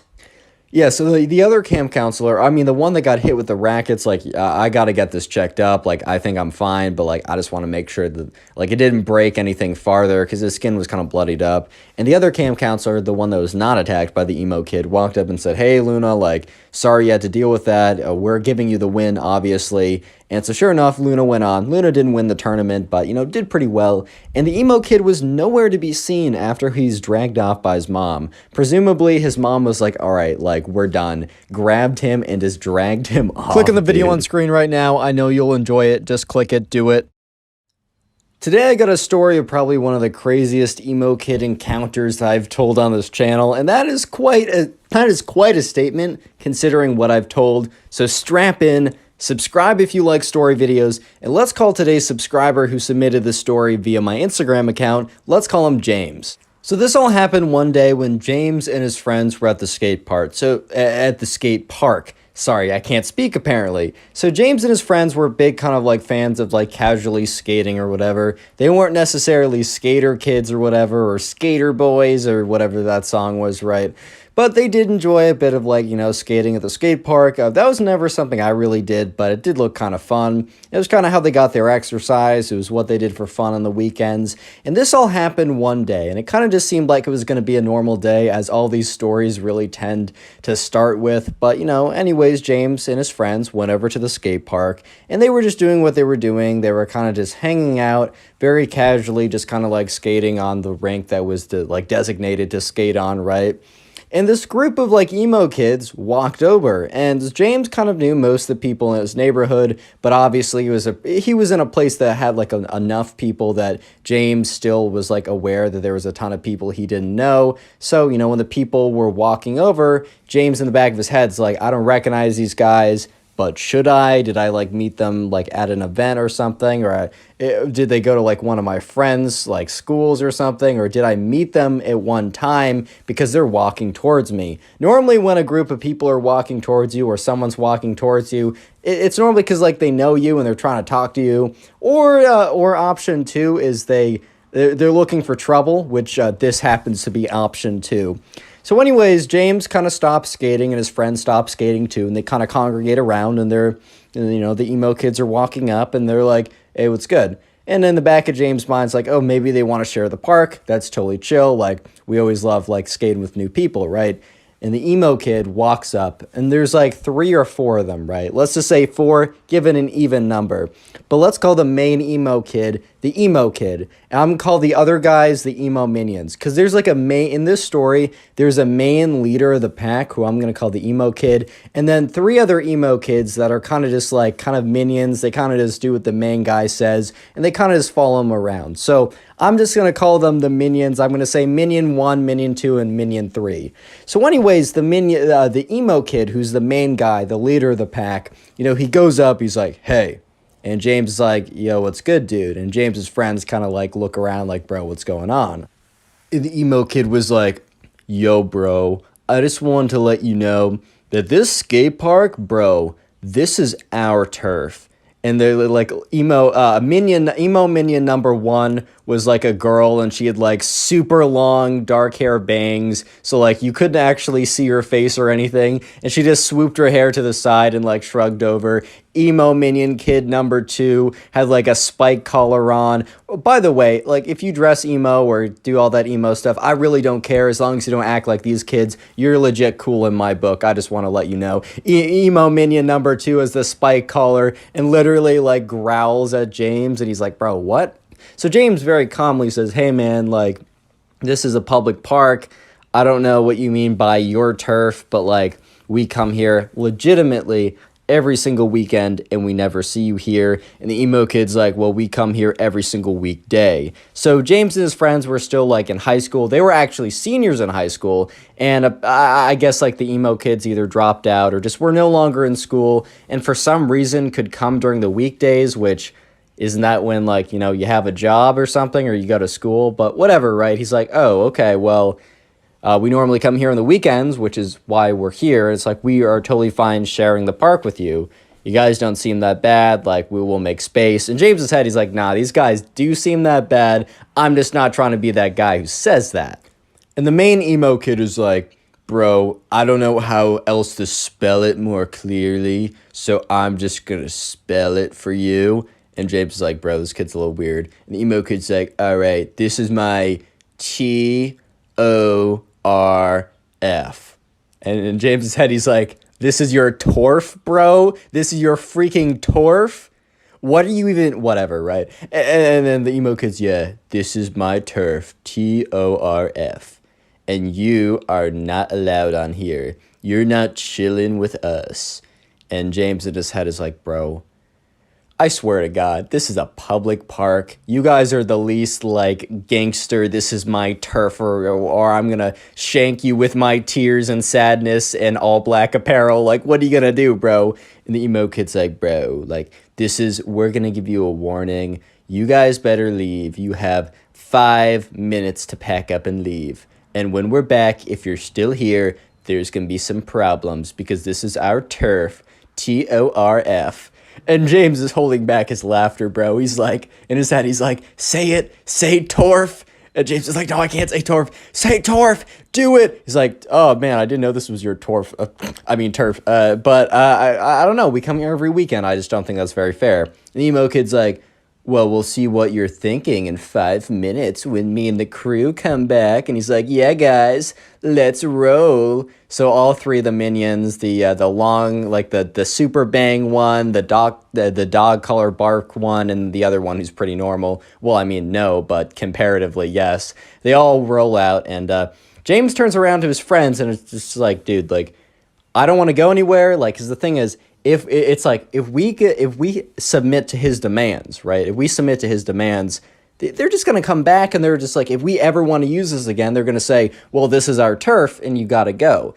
And I don't think we should stand for this. So James's friends are like, bro, like, I'm not trying to have any problems. What if they try and fight us or something? And James is like, well, maybe that's a risk we got to take. This is something we do every weekend. Do we really want to give it up because a bunch of weirdos are coming in and saying, like, this is their turf or whatever? Kid couldn't spell as well. But anyways, probably why he's not in school right now. James's friends are kind of laughing a little bit. And they're like, you know what? Yeah, we will stay. So sure enough, James's friends stay there for the next 5 minutes. And, James looks over.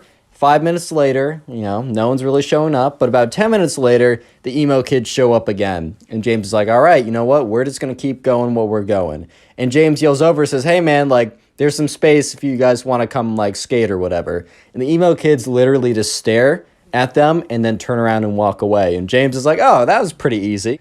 The problem here is that James was lulled into a false sense of security because, no, it was not that easy. And no, the whole shenanigans were not over yet because James and his friends eventually, they get tired and they want to go back home. So they pick up their boards and they start, they put them in their backpacks or some of them carry them over, whatever. And they get all their stuff and they start walking the direction of their homes. And this is when they realize that, James didn't realize until, he's talking with his friends. And one of his friends is like, hey, James, like, not to alarm you, not to startle you or anything, but nonchalantly, like very discreetly, look back behind you. And so James kind of like stops to tie his shoe really quick and takes a peek behind him. And the 4 emo kids were walking on the other side of the street, glaring at them. And James is like, all right, well, this might be a coincidence because they apparently live in the area too, but I'm not sure if I want them to know where we live. Do you guys want to take a pit stop at the mall? And all of James's friends were like, yeah, bro, that sounds good. Let's go ahead and do that. And so James and his friends, they start walking to the mall. And the thing about the mall was it wasn't a straight shot from where they were walking. They needed to do a few turns or whatever. And they do the few turns and they walk to the mall. And sure enough, the emo kids are behind them. But this time they've actually made some ground. And James is like, all right, these kids either are also wanting to go to the mall or they've been stalking us and they're making ground. I can't totally decide what. I'm about 50-50 in my head right now. And his friends are like, bro, these kids are weird. I wouldn't put it past them if they were like legitimately trying to stalk us or something. So James and his friends were like, all right, well, let's go to the mall and let's like weave around a lot. Let's go to one store, hop over to another store, And if we lose them, like if they actually are following us, then they're following us. But no way they follow us if they're not intentionally following us. The odds that they accidentally hop around from store to store as randomly and as quickly as we're about to do is pretty close to zero. So we'll figure out pretty quickly if they're actually following us. And if they are, then we'll just hop around or hide somewhere or just do it more intensely so that we lose them.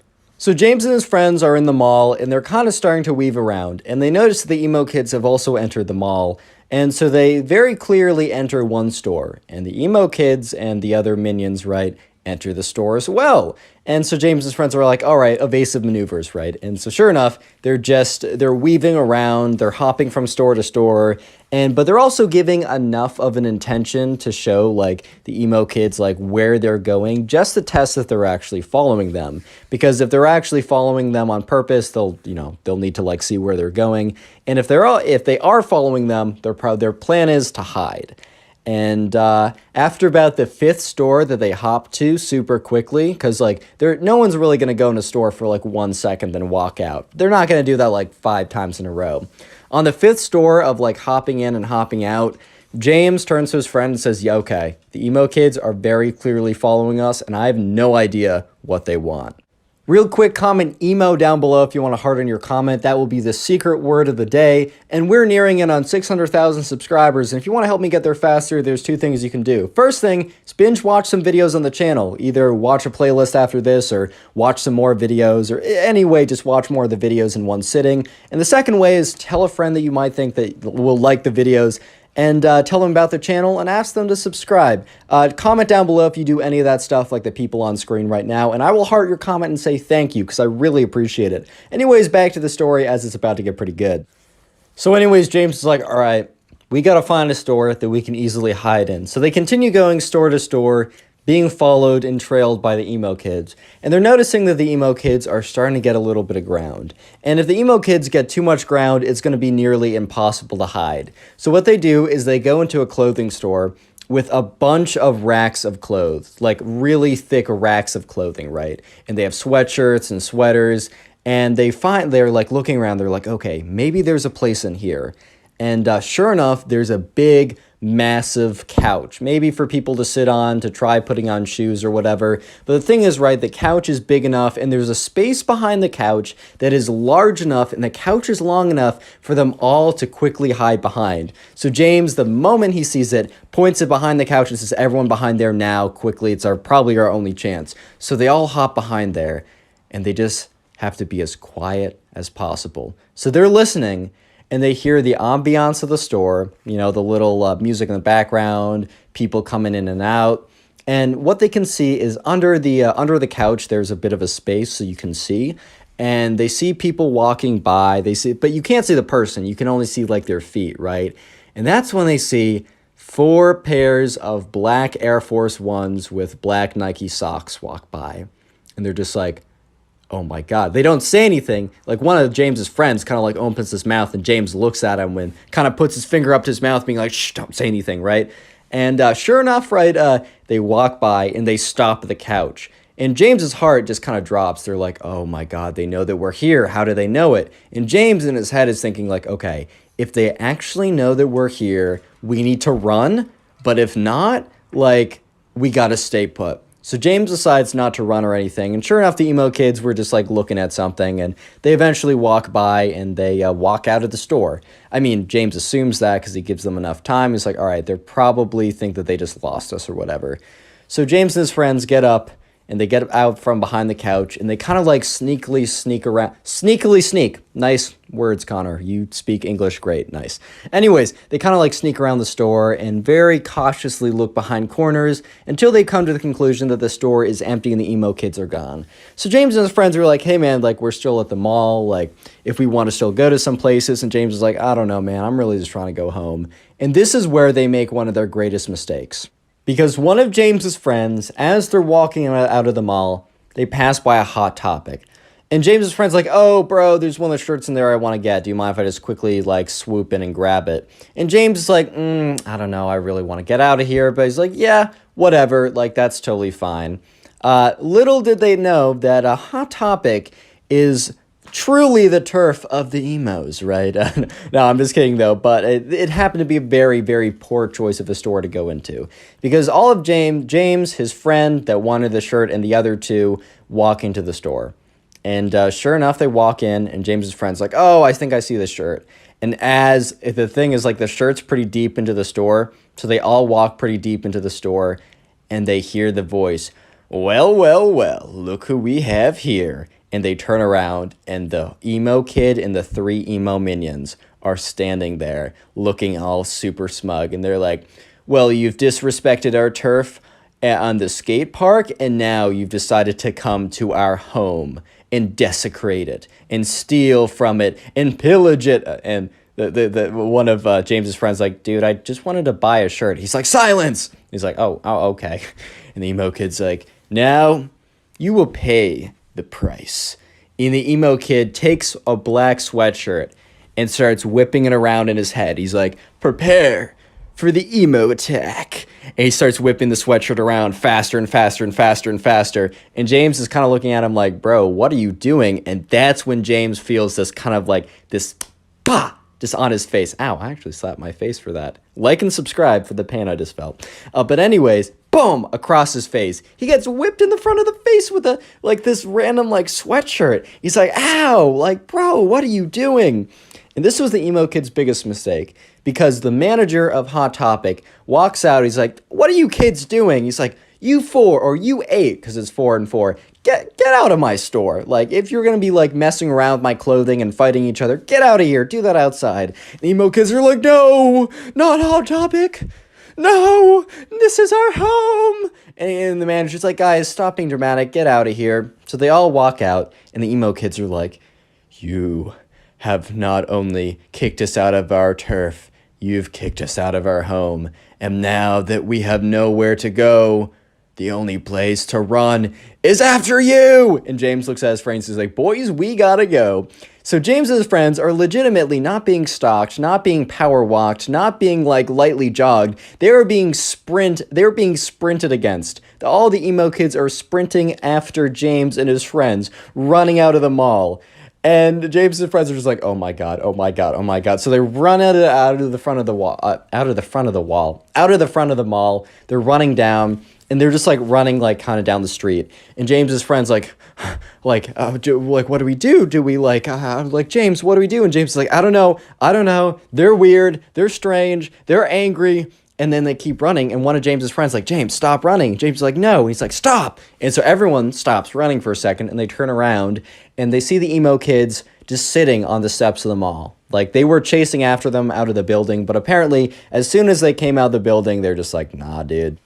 So sure enough, James stops. He's like, all right, I think they're not coming after us anymore. Let's just go farther before we go in the directions of our house and stay vigilant. Make sure that they didn't hop into a car to follow us or something, or waiting for a ride. But no, sure enough, they all get back home safely. And this happened about a year ago, last summer, or at least a subscriber who submitted this to me on Instagram, go follow me there, told me, and said he's not even seen these kids ever since, which is good. And he's gone to the skate park every week ever since this happened, so no, he was not scared away. Moral of the story is, dude, what even is the moral Click on the of this, video on bro? screen right now. I know you'll enjoy it. Just click it, do it.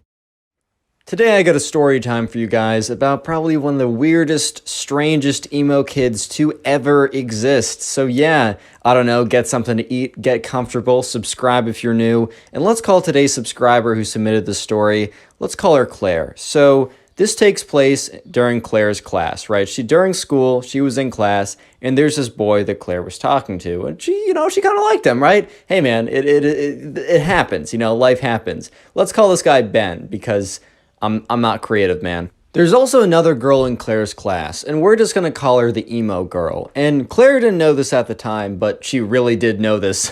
She really got to know this pretty soon, but at the time, she didn't know that the emo girl had a massive crush on Ben, right? And part of me feels for the emo girl a little bit, I've definitely been in situations where in middle school I had a crush on this girl and she was obviously talking to another guy that like, you know, would have definitely gotten her. Like that I was not the one for her, some other guy was. It sucks, man. It really does. I'm not going to say it doesn't. However, it doesn't justify the actions that you'll see in this video, which are pretty crazy. But anyways, right, so this all started one day when Claire was talking to Ben. And she was sitting there, you know, she's talking to Ben, and it kind of seemed like Ben was going to like her back, and he was very engaged talking to her, like they were flirting a lot. And this is when, you know, Claire, like, kind of like spaced out a little bit. You know, when you're like looking at someone and then you kind of space out a little bit and you look at all the stuff behind them when your like focus of vision kind of changes and shifts. So she kind of like spaced out a little bit and looked behind Ben, and she very briefly made eye contact with this emo girl in her class. If you dress emo, this video is not against you. I think the style is totally fine and I like you either way. As long as you don't act like this emo girl, then you're totally fine. So basically, right, this girl had super long dyed black hair. She was like a natural, like a brunette like a year ago, but then she dyed it all black. She wears all these like goth skull rings or whatever, and it's kind of the style, you know what I mean.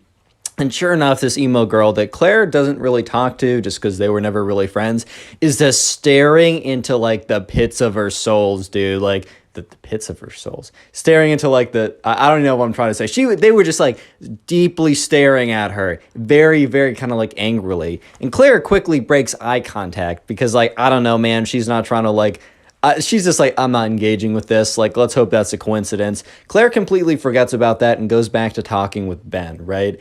And so sure enough, you know, she's talking to Ben. She's like, flirting, whatever, right? Insert flirtatious conversation. And by the end of the conversation, you know, the bell rings or whatever, and Claire leaves to go to either recess, lunch, another class. I don't know specifically what, but whatever it was, she leaves to go and do it.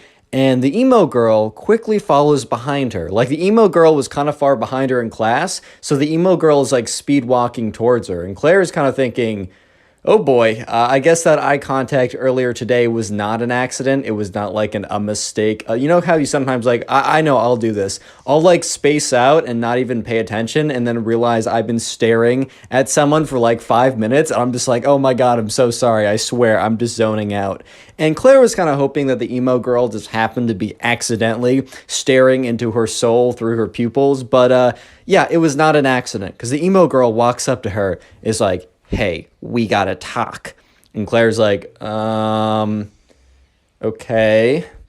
And the emo girl is like, I don't know if you know this, but Ben is mine. He is my boyfriend, and I don't want to see you start talking to him. And Claire is really taken aback because at first she's like, oh, wait, is Ben dating someone? Like, I've talked to all my friends, and I'm pretty sure, because Claire made sure beforehand that, you know, Ben wasn't dating anyone, so she could kind of like show that she was interested and not get rejected or whatever. And she was pretty sure that he wasn't dating anyone, and also if he was to date someone, Claire didn't really think that the emo girl was his type, but she was like, oh, so you're dating him? And the emo girl is like, well, not yet. But he's mine! Don't question my authority on this matter. You will suffer the consequences if you want to steal my boyfriend away from me. And Claire's just like, what do you mean your boyfriend? So you guys are dating or aren't dating? She's like, well, not yet, but like super soon. Like it's totally happening. And the thing is, Claire, you're just getting in the way of this. You're getting in the way of what is meant to be. I was performing a spell last night, and in my cauldron, I got like the spirits told me that Ben and I are meant to be together. And if you want to get in the way of spirits and magic, well then, by all means, like go ahead and curse yourself. But I'm just letting you know that if you get in between Ben and I becoming boyfriend and girlfriend and soon to be husband and wife forever, then you will regret it. And the emo girl kind of like hunches over and like shuffles away.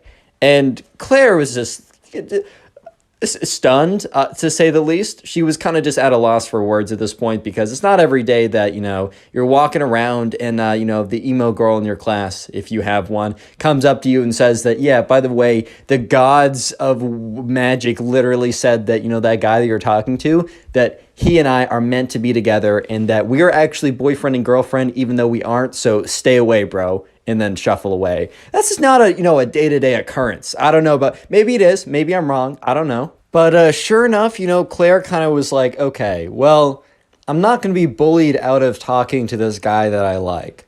Like, I'm not going to be bullied out of it, man. Like, that's just not going to happen. You know what I mean? And Claire's like, you know what? I think I'm just going to, keep talking to this guy. I think I just am. So the next day rolls around, and the only class that Claire has with Ben is the class that she has with the emo girl. So it's not like Claire could really talk to Ben a lot in other classes. However, Claire does talk to him every kind of like lunch break. They get lunch together, and the emo girl doesn't eat lunch in the lunchroom, so I don't think she knows, or if she does, she's not trying to see that. Fair enough, I guess. But sure enough, Claire, Ben comes over to Claire because they kind of were talking every single day. I don't think the emo girl's ever spoken to Ben before, but they're about to be boyfriend and girlfriend, guys. Stop hating. No, but so Ben comes over just like every other day, and Claire was a little bit weird, and Ben's like, "Are you good?" And she's like, "Yeah, actually it's nothing. Sorry, I was just spacing out." In reality, Claire was like, "Okay, this will be interesting," because she notices the emo girl is intensely staring at her, right? Just looking at her so angrily. And as Ben walks over, and when Ben sits down, her brow furrows, and she lifts up her hand and like crunches it into a fist of rage, like that Arthur meme where it's like his fist is all balled up. Like so Claire was distracted by that, obviously, and she was like, "Oh no, I'm just spacing out." So Claire and Ben, they continue to talk, and they flirt a lot as always. Claire's kind of getting a feeling that Ben's gonna try and make a move at some point kind of soon, just by kind of the natural progression over the last couple weeks. And Claire's all for that, man. I mean, she was kind of like trying to put herself out there so that Ben would hopefully come around and ask her out or something.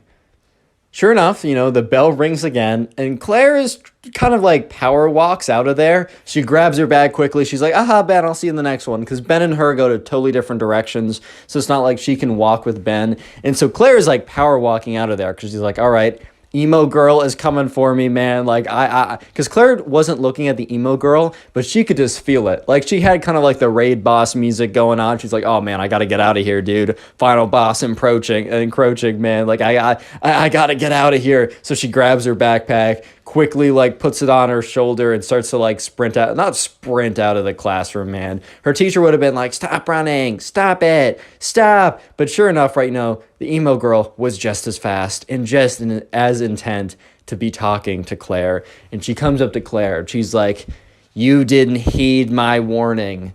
You didn't listen to me."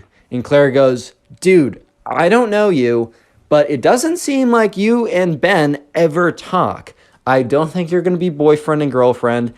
You threatening me with your magic powers or whatever is not going to make me stop talking to this guy, dude. Like, can you go away?" And the emo girl is like, "Fine, but just know that I will give you one last warning." And Claire's like, "Oh boy," kind of rolls her eyes or whatever. And the emo girl's like, "If I see you talking with him again, it is on sight." And Claire's like, "Bro, what? What? Huh?" And the emo girl's all like, "Stop laughing at me. It's not funny. It's serious. I will give you one last chance. And this is your final opportunity to cease your terrible behavior, or you, yes you, Claire, will suffer the consequences." And Claire's just like, "Oh my God, you can't, you gotta be kidding me, dude. Like there's no chance." So she's like, "Okay, thanks for talking to me. Is that all?" And the emo girl's like, "Yes. One last chance. Don't forget it. Don't you forget it. One last chance." And once again, emo girl scuffles off. Little spoiler, Claire does not listen to the emo girl. And the next day in class, The emo girl does something completely crazy. But real quick, comment emo down below if you want to heart in your comment, as that is the secret word of the day, and I will try and heart your comment to say thank you. And also, if you want to support the channel, binge watch videos, or just watch a bunch of videos after this one, or in your free time when you're drawing, about to go to bed, playing video games, go watch one of the playlists. I got Emo Kid playlist, Spoil Kid playlist, and if you do, comment down below so I can personally say thank you, as it really does help. And also, profile pic army looking strong. So you thought that was it for the craziness from this emo girl, that going up and threatening that the evil gods of spells and magic and wizardry she will suffer the consequences. You thought that was bad? No. Pause, bro. You're not even close to what's about to happen, because the next day it rolls around. Okay, I keep saying that like that's something crazy. Oh no, the next day happens. Time is linear. Rah! But anyways, right? Next day rolls around. Claire goes into class. And she makes sure that she's talking to Ben, and she makes sure that the emo kid, or the emo girl specifically, is seeing this. And Claire's kind of like a little bit upset, because she's like, you know what? This girl is bossing me around. I'm not standing for it. So Claire decides that, she's just going to make a move. Like, she's going to make a move. So anyways, Claire is talking with Ben, and, she sees that the emo girl is at an angle where she can see both of them pretty clearly. And so Claire looks at the emo girl in the eyes. This is a little mean, I'm not gonna lie. However, it is kind of justified, since the emo girl was like threatening to pull up or square up, or like it's on site if you talk to him, or talking crazy or whatever. So this is a little bit justified, not saying it's not mean, but Claire is kind of like, oh, Ben, like, tell me about you or whatever. And what Claire does is she puts her hand on like Ben's leg or whatever, kind of like as an indication of like, I like you. Don't go ahead and do this. Especially like you got to ask people first. Like, you can't go around just putting your hands on people, bro. As the connorpugs endorsement, don't do this. But anyways, like, I mean, she already talked it, like, either way she does it. And Ben reciprocates very nicely back, and Ben kind of like puts his hand on her chair, right? When you're like in the classic movie theater scene where it's like you reach your hand behind them to like, I don't know, you know what I'm talking about. And the emo girl legitimately snaps, dude. She freaking snaps. And you're probably thinking she's gonna go up and put a spell on them, or she's gonna like go raw and like sprint to the bathroom to have explosive diarrhea. No, none of those things are true. You know what this girl does? When she said it's on site, she meant it. Because Claire, one moment, was like kind of relaxing in the company of her soon-to-be boyfriend, spoiler, Ben. In the next moment, she was on the ground. Do you know why? Because the emo girl freaking tackled her, dude. The emo girl got so angry at the sight of them, like, basically, they weren't holding hands, but they were like same level of like romantic intimacy as holding hands. She was so mad at that sight that the emo girl legitimately got up out of her seat, buckled her head down, sprinted like a D1 quarterback, and knocked Claire out of, like, tackled Claire basically, and was like, and started hissing. So right now, Claire's on the ground, the emo girl is on top of her, Ben is sitting there in complete shock, like, what? And everyone in the class turns around, including the teacher.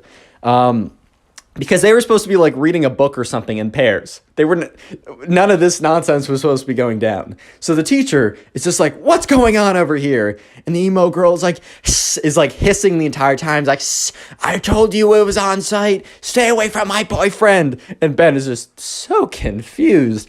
And Claire's like covering her face because the emo girl is like very faintly, but still trying to like claw at her. It's like, don't, like with their big, like, kind of like in Pokemon, like Meowth, or I forgot the cat Pokemon that like Team Rocket has. You know how that like it has scratch attack that does like -1 damage? That was kind of the equivalent of what like the emo girl was doing to Claire. So no damage was done, but it was very strange.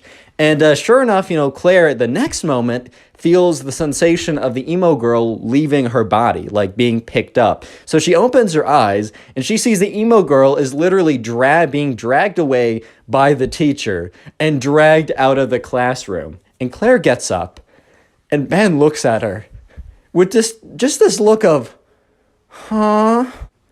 And at this point, Claire's like, Ben, I got some explaining to you. I got some explaining to do. And Claire explains everything that I just told you Click on the guys. video on screen right now. I know you'll enjoy it. Just click it. Do it. Imagine being so spoiled, so entitled, and such a brat that your parents literally disown you.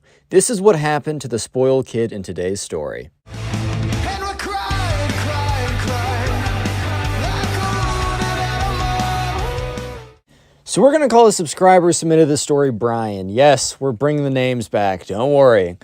Anyways, there was a spoiled kid in Brian's life. This is a bit of a longer story. I've been bringing these back. I know you guys enjoy them. But anyways, right, so there's a spoiled kid in Brian's life that was, a very, very interesting character. He was notorious around the neighborhood. So there was like one super nice house in the neighborhood, and obviously the spoiled kid lived there. And, he only lived there like for a third of the year because his parents had like crazy expensive houses all around the world in different countries and different states.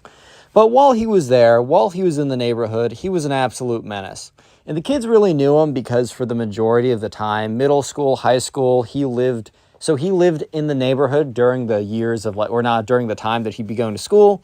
So he was never there during the summer or winter breaks or something like that. But his parents liked the school district, so they sent him to school there. So anyways, the kids in the neighborhood, including the subscriber Brian, just slowly over time got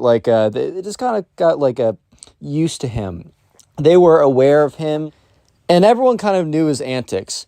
However, as Brian got older, he became kind of more and more aware of, how much money he had access to and kind of the stuff like that. And some people with age, some spoiled kids as they get older, become less spoiled as they kind of become more socially aware of the fact that, in all reality, it was kind of luck-based that you were born into this. So you should really act as if like super grateful and it's fine that you have it.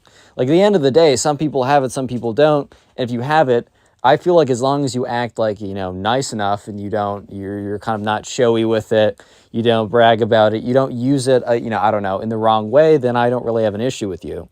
So some kids, as they get older, they start as little kids who are spoiled and then they kind of, they grow out of it.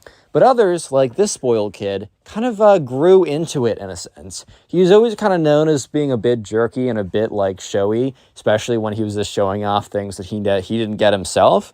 But it got really bad the older he got. So this is a pretty long story of the road to him getting kicked out from his parents' house and them legally trying to disown him. It's a doozy of a story, but it all starts one night, right? So at this point, the subscriber and his friends are actually done with high school. It is the summer that they graduate. So actually, for once, the spoiled kid is actually staying in the neighborhood for the summer. Maybe later on he's a trip to somewhere else. But for the first time, it is a summer when the spoiled kid is going to be interacting with the other kids. So Brian, the subscriber, is kind of just prepared for whatever is going to be thrown his way. But he's also excited because it is, it's finally, they graduate. They're going off to college. This is going to be the last hurrah he's going to have with his friends who he's known ever since he was a little kid. Most of the people who went to the middle school and the high school, he's known forever, and they live in their neighborhoods, so he'd hang out with them all the time. So this was kind of like the last kind of thing. This was the last kind of push before they go off and start their lives or whatever. So this all started one Friday night. And the spoiled kid kind of like pulled up to an event where they were a little kind of gathering, Brian and his friends were having. And, he pulled up in a really fancy, expensive car, right? So Brian had a car, but it was like super cheap car, whatever, which honestly, I think your starter car should be extremely cheap. Not so cheap that it's dangerous, but cheap enough that, you have the ability to kind of mess around with it a bit. I don't have a car yet, but I know when I will get one, I'll make sure that it won't be some... I definitely, first of all, don't buy it used, or do buy it used, don't buy it new. And cheap cars function. As long as they're not going to blow up in your face, they function. If the brake works, the car is good enough for me. Anyways, though, he pulls up in this super crazy expensive car, which is kind of expected for someone like, the spoiled kid, right? And he pulls up, and he's just talking about how, like, he's just, like, extra arrogant. I think the kid, like, was kind of more vacant. Like, he didn't really the thing is, right, the kid never really hung out with the the other kids in the neighborhood during high school, just because, you know, he was off doing his own thing. He would hop into class, kind of be a jerk then. And obviously, you know, during the summer, he wouldn't be there and he wouldn't hang out with them on the weekends because he was too busy doing his rich kid things, right? But he decided to pull up to this event. He came in this super crazy expensive car. And people are kind of just looking at him as he kind of like walks around, kind of being buddy-buddy with everyone as if he was super close friends with them. Brian, the subscriber, and the other people didn't really care too much because, you know, I mean, they're not going to be mean to this kid. This kid isn't great, but during this party, right, it was getting a little bit late. This kid was starting to get a little bit drunk. Or Apple, okay, I'm just going to say drunk. YouTube doesn't actually care that much. Yeah, sure enough, right, the kid starts to brag. He starts to brag a lot about how he's got the craziest whip ever, how he's got access to all these things, how everyone else has to be like worker drones and go into like work a 9 to 5 and then have like 1 minute of retirement and then die while he gets to be like have this crazy awesome life. And people were starting to get a little bit resentful because unfortunately, that may or may not be true. The truth is that this kid probably doesn't have to work. Or so he thought until he literally got disowned, which is coming up. And trust me, it's worth it. I'm really trying to build a good picture of the spoiled kid so that there's a good payoff when he gets disowned at the very end of the story. Or, yeah, so anyways, right. At this point, you know, the spoiled kid's like, all right, I'm going back to my house. And, yeah, this kid had enough to drink where they were like, dude, you can't drive. Because, like, obviously, disclaimer, one of the worst things you can do is, you know, have something to drink and then drive. Get an Uber, stay at a friend's house, or have a DD, okay? Just a little thing from the channel. If I can spread a little bit of good knowledge, I'll do that. But anyways, this kid ignores everyone. No one was able to get his keys. He gets in the car and literally crashes into the first tree. People go over to make sure he's okay. He is miraculously totally fine. But something that isn't totally fine, but is very totaled, is the car. Yeah, completely destroys the car. The car is totaled. It's not a good situation. The spoiled kid actually has to end up calling his parents. His parents drive over. They're very clearly not happy because, you know, their son was, you know, drinking and then got in their car. They're not his car, their car, right? Wrecked it. They're happy that he's okay, but obviously they're not happy about the fact that like $100,000 car is completely totaled. Not going to be great for the insurance, right? So sure enough, right, you might be thinking, okay, well, spoiled kid crashes a car. Does he really get disowned from that? No. This is a long list of things that the spoiled kid has done. Because he doesn't stop at totaling one car. The spoiled kid ends up totaling another car. Anyway, so you might be thinking another party and he gets in again. Nope. This is literally the next day. So the next day, you know, the subscriber and his friend is kind of walking around at the mall. And they're kind of walking out to the parking lot. I think they're going to get into their cars to do something else. So it's the subscriber, it's some of the subscriber's friends, and I don't know, something like that. And so sure enough, right, the subscriber, he, you know, is just kind of like walking around and he sees a pretty fancy car pull up into the driveway or the parking lot of the mall. And once again, you know, the parking lot of the mall, the car pulls up and actually, instead of going into a parking spot, pulls up, idles behind them, and rolls the window down. Sure enough, it is the spoiled kid. The spoiled kid, is once again in another car. In literally any other family situation, I can almost guarantee you that the spoiled kid would not have access to a vehicle literally one day after totaling the car before. But since his parents had a bajillion dollars and probably infinite cars, they kind of just gave him another car because they're like, we don't want this kid around the house anyways. So sure enough, the spoiled kid is driving around in his new car, and he kind of like pulls down the window. He's like, "What's good, guys?" And they're like, "Oh, like you got access to another car so fast? Like, that's pretty crazy." Loki trying to throw a little bit of shade at him, but, you know, completely goes over to this kid's head. He's like, "Yeah, this whip is actually nicer than my last one." And then he goes on to be like, as you can see, this is a model S1 24/7X5. I don't know much about cars. Just talking about how nice the car is, right? And, you know, the subscriber and his friends kind of just sitting there, kind of just looking at each other like, okay, man, that's real nice and all, but we do not care. And so sure enough, the kid's like, yeah, so I don't know. If you know any like banging chicks around here, don't forget to let them know that I have a super sweet ride and we'll take them. and give them the time of their lives. Peace, bros. Rolls down the window and literally drives off into the back of another car and totals this car again.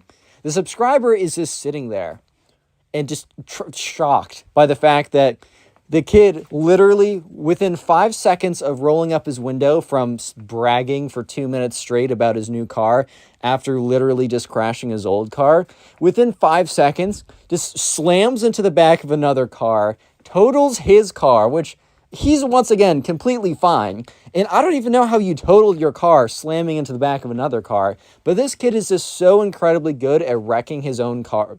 Okay, my mistake. I was about to say wrecking his own cars. No. He is incredible. He should go into the professional leagues of wrecking your parents' cars, because that is what he is incredible at, apparently. So sure enough, right, spoiled kid gets out. He's like, man, you're in my way. Like, you have to get out of my way. And like the other guy was literally in a parking spot. The guy was still in his car. Thankfully, he was good too. He was parked in a parking spot, and he gets out and he's like, you rear-ended me, but you didn't just rear-end me. You rear-ended me when I was in a parking spot. Like, how am I in your way if I'm in a parking spot? And the spoiled kid's like, well, you should have seen that I was coming and got out of the way. Obviously, the spoiled kid is clearly wrong in the situation. And the spoiled kid calls his parents, because when the guy's like, what's your insurance? Like, let's trade insurance or whatever, and starts taking photos. Spoiled kid's like, what's insurance? So he has to call his parents. His parents come over, and his parents are very not happy because, after their son drunkenly crashed their car the night before, they give him another seemingly even more expensive car, which is low-key on them for that much trust. And he crashes into some guy who's parked in a parking lot. Like, dude, how do you even crash into a stationary car that's parked in the parking lot and end up totaling the car? I mean, it's just crazy enough that he crashed into a stationary car in the first place. But, dude, what? Yeah, so anyways, the parents are very much not happy. And from that point on, he drives, they give him a significantly less expensive car. It's still, like, really good. It's still, like, $20,000, which is an insane amount for a car. But it's nothing that, like, the spoiled kid would want to flex. The spoiled kid would only flex a car that is $100,000 or more, because anything less than $100,000 on a car is a brokey car. Obviously not. Like, as I said earlier, if the brake works, it's a car, in my opinion. But, yeah, the spoiled kid would not be flexing his, oh, my God, it's only a Tesla. Oh, I'm so poor right now.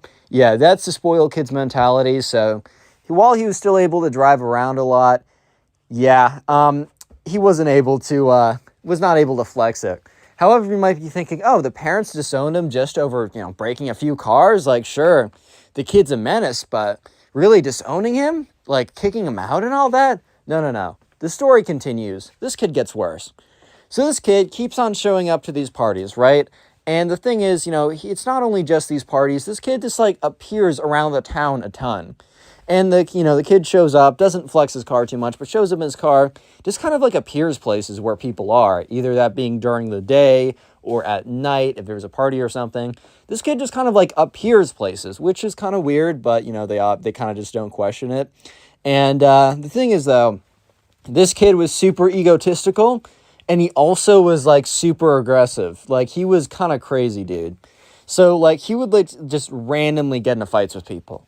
And at parties, it was a little bit easier to just be like, kick the two people out. Even if he just like fought someone like randomly, I don't know, like they'd still kick the person out as well who he fought, which just to like mitigate the whole thing, just to like cool it down or whatever. So whenever the spoiled kid came up to showed up at a party or something, there was like a 1 in 5, there's a 1 in 3 chance that he was going to get kicked out because he tried to fight someone. But the real problem started when he just started fighting people in broad daylight. So yeah, one day at the mall, this was about like 1 or 2 weeks after the whole he crashed 2 cars in like the span of 24 hours incident, the subscriber was hanging out with a friend at the mall, right? And for some reason, the spoiled kid was just walking around there. And for some reason, this kid had beef with his friend. The subscriber doesn't totally know what his friend did, but his friend after the fact was like, dude, like, I think he asked for test answers junior year and I just didn't give it to him. But like, other than that, I can't think of anything else he'd have like beef with me about. So basically the spoiled kid was so petty that he was willing to hold beef with someone because they didn't give him test answers back in junior year. I mean, this is the spoiled kid we're talking about, so it's not like I'm like, wow, blown away or anything. It's kind of expected. But anyways, right, at the same time, so the subscriber and his friend is kind of walking through the mall. The spoiled kid sees him, and the spoiled kid literally just like out of like nowhere basically jumps on this kid and just starts swinging on him. And it's ridiculous too. And the thing is that's funny is the spoiled kid decided to do this in front of the mall cop. So yeah, the spoiled kid just starts swinging on this kid. This kid obviously isn't going to like, well, it's not obviously not going to fight back, but he knows that he has a better chance of just kind of like trying to like avoid the confrontation entirely. So he kind of backs out, especially he sees that there's a mall cop right there. I think, the subscriber's friend had a bit more spatial awareness than the spoiled kid did, because the spoiled kid probably wouldn't have just like charged on him like head first if he knew that a mall cop was literally 10 feet away. But sure enough, right, the subscriber, is just watching as this all happens, and the mall cop almost like immediately, like 25 seconds in, jumps in, breaks them up, and puts the spoiled kid under arrest. I mean, as much as a mall cop really can. He calls the actual police because, like, this, I don't know. I guess he didn't have a lot to do. And so, he asked the subscriber and his friend to stick around. Eventually, the police show up. The mall cop gives, his eyewitness or whatever. He's interviewed and eventually the parents are called. And the way that the mall cop and the police agree to let this kid go is it's a little shady, but the parents, like, if they choke up enough money, yeah. So I guess the town they lived in was low-key a little bit corrupt, because the cops were telling the parents, like, look, if you hand us $1,000, this won't go on anyone's records or anything like that. And, the parents were pretty upset about this. And, you might be thinking, okay, crashed a few cars, got in one fight. No, one fight? There's literally 4 to 5 other occurrences that I was told, and I was implied that there was a lot more. But I will quickly run through them. I'm not going to spend too much time on each because that'd be a little ridiculous, right? One time at an ice cream shop, one of the subscriber's friends was getting ice cream when the spoiled kid came in and apparently just didn't like his fit. He said it wasn't drippy enough, so tried to punch him in the face. Once again, the cops are called, and it's the same cops that are around the entire neighborhood or whatever, or the town. So the parents once again have to pay them off $1,000. The next one happens at the movie theater. So the spoiled kid wanted to sit with these 3 guys that went to school with the subscriber and lived in the neighborhood, but there was only 3 seats left in the row. So the spoiled kid said, I want to sit in between. But the 3 kids sat down, said, hey man, you can sit behind us. So the spoiled kid literally grabs the kid in the middle and picks him up by the collar of her shirt and pushes him out, and then starts just wailing on the kid. Once again, the police come. Once again, another $1,000 down the drain. This kid's insane. Another instance, right? And remember, this kid is only doing it again and again because he genuinely believes no matter what he does, he can get away with anything. I'm just going to tell you one more of these because at some point they all kind of sound the same. But anyways, this literally just happened. They were walking down the street. The spoiled kid saw some kid that he remembered was I don't know, kind of weird in freshman year, but had totally changed by then, and was like, you're weird in freshman year, and just socks him in the face. The most ridiculous stuff ever. Once again, the police come over, and they're just call up the parents. They're like, do you want to just Venmo me $1,000 at this point to make it easier? So yeah, a lot of corruption is going down in the city, but at the same time, the thing we're supposed to be focusing on is every single time this happens, the parents are getting more and more and more upset. And apparently every single time this is happening, they are screaming at the kid. It's not as if they're okay then. At the end of the day, they keep paying the fines, which honestly, they probably should have just let their son go to jail for a night or two. Would have been a lot more effective than just getting him out and paying the cops $1,000 and yelling at the spoiled kid, because pretty clearly yelling at the spoiled kid was not functional. And the thing we've made it to that part of the story where I tell you the thing that really drove them over the line to disown the kid and kick him out. So remember, this is accumulation of everything. And if you made it this far into the video, comment spoiled down below. Real quick, we're bringing back the secret word of the day. So anyways, the subscriber has a friend. We're going to call this friend Will. And Will, a night before, was at a party that the spoiled kid was at. And the spoiled kid had a girlfriend. This girlfriend, he legitimately flew in from Dubai. He messaged some Instagram model on he just DM'd some Instagram model on Instagram, paid for her flight, said, I'm going to like bring you all these like crazy things or whatever. So this like very beautiful girl from Dubai like was just at the party. It was the weirdest thing ever, and only something that like the spoiled kid of a super rich parent would ever do. And anyways, since the subscriber's friend Will didn't know who this girl was, he went in and introduced himself. The spoiled kid immediately, since he has a 1-inch weenie, right, was threatened by this and needed to intervene. So sure enough, the spoiled kid is like, goes up to Will and is like, hey, like, you're trying to steal my girlfriend. By the way, this was not his girlfriend. This was like some kind of like escort type business. Or I don't even know what it was. Like, I genuinely don't even know. Maybe it was his girlfriend, but not really, if you know what I mean, right? So Will immediately backs off. He's like, all right, man, like, I don't know who this is. I was just introducing myself. And the spoiled kid didn't like try and fight him, which is kind of weird. And I guess the subscriber and the spoiled kid kind of just assumed that the subscriber and his friend Will kind of just assumed that the spoiled kid, I don't know, gave up or just didn't care about it anymore. Like, just didn't care about the whole instance. But they were wrong, because the next day they went to the beach because it was during the summer. And there was kind of a beach in the area that they were at. So it was a cool kind of attraction. A lot of people would go there. Water was nice enough. It wasn't like a jacuzzi or something, but it was nice. It was temperate enough for like a pool. And I don't know if it's a lake or an ocean, doesn't matter. It's a beach, either way. So they're at the beach. And the beach, the lake or ocean is big enough that, you know, boats can be in it. So maybe it is like, maybe they live in a coastal town that's by the ocean. Because the spoiled kid's parents have a boat. And they let him drive around in the boat, which is honestly more productive use of his time than like crashing cars or beating up kids. So especially more after he started to beat up a bunch of kids, they encouraged him to go more and more in the boat. So the subscriber and his friend Will were just kind of like in the water. And that's when they see this boat coming at them. And they're like, okay, that's a little bit weird.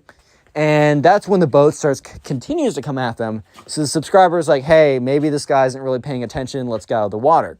So they start swimming away, and the boat gets closer and closer, and it's very apparent that they're coming after him. So the subscriber and Will barely make it out of the water before the boat like literally crashes onto land and almost smashes through Will, right? Almost really seriously hurts him.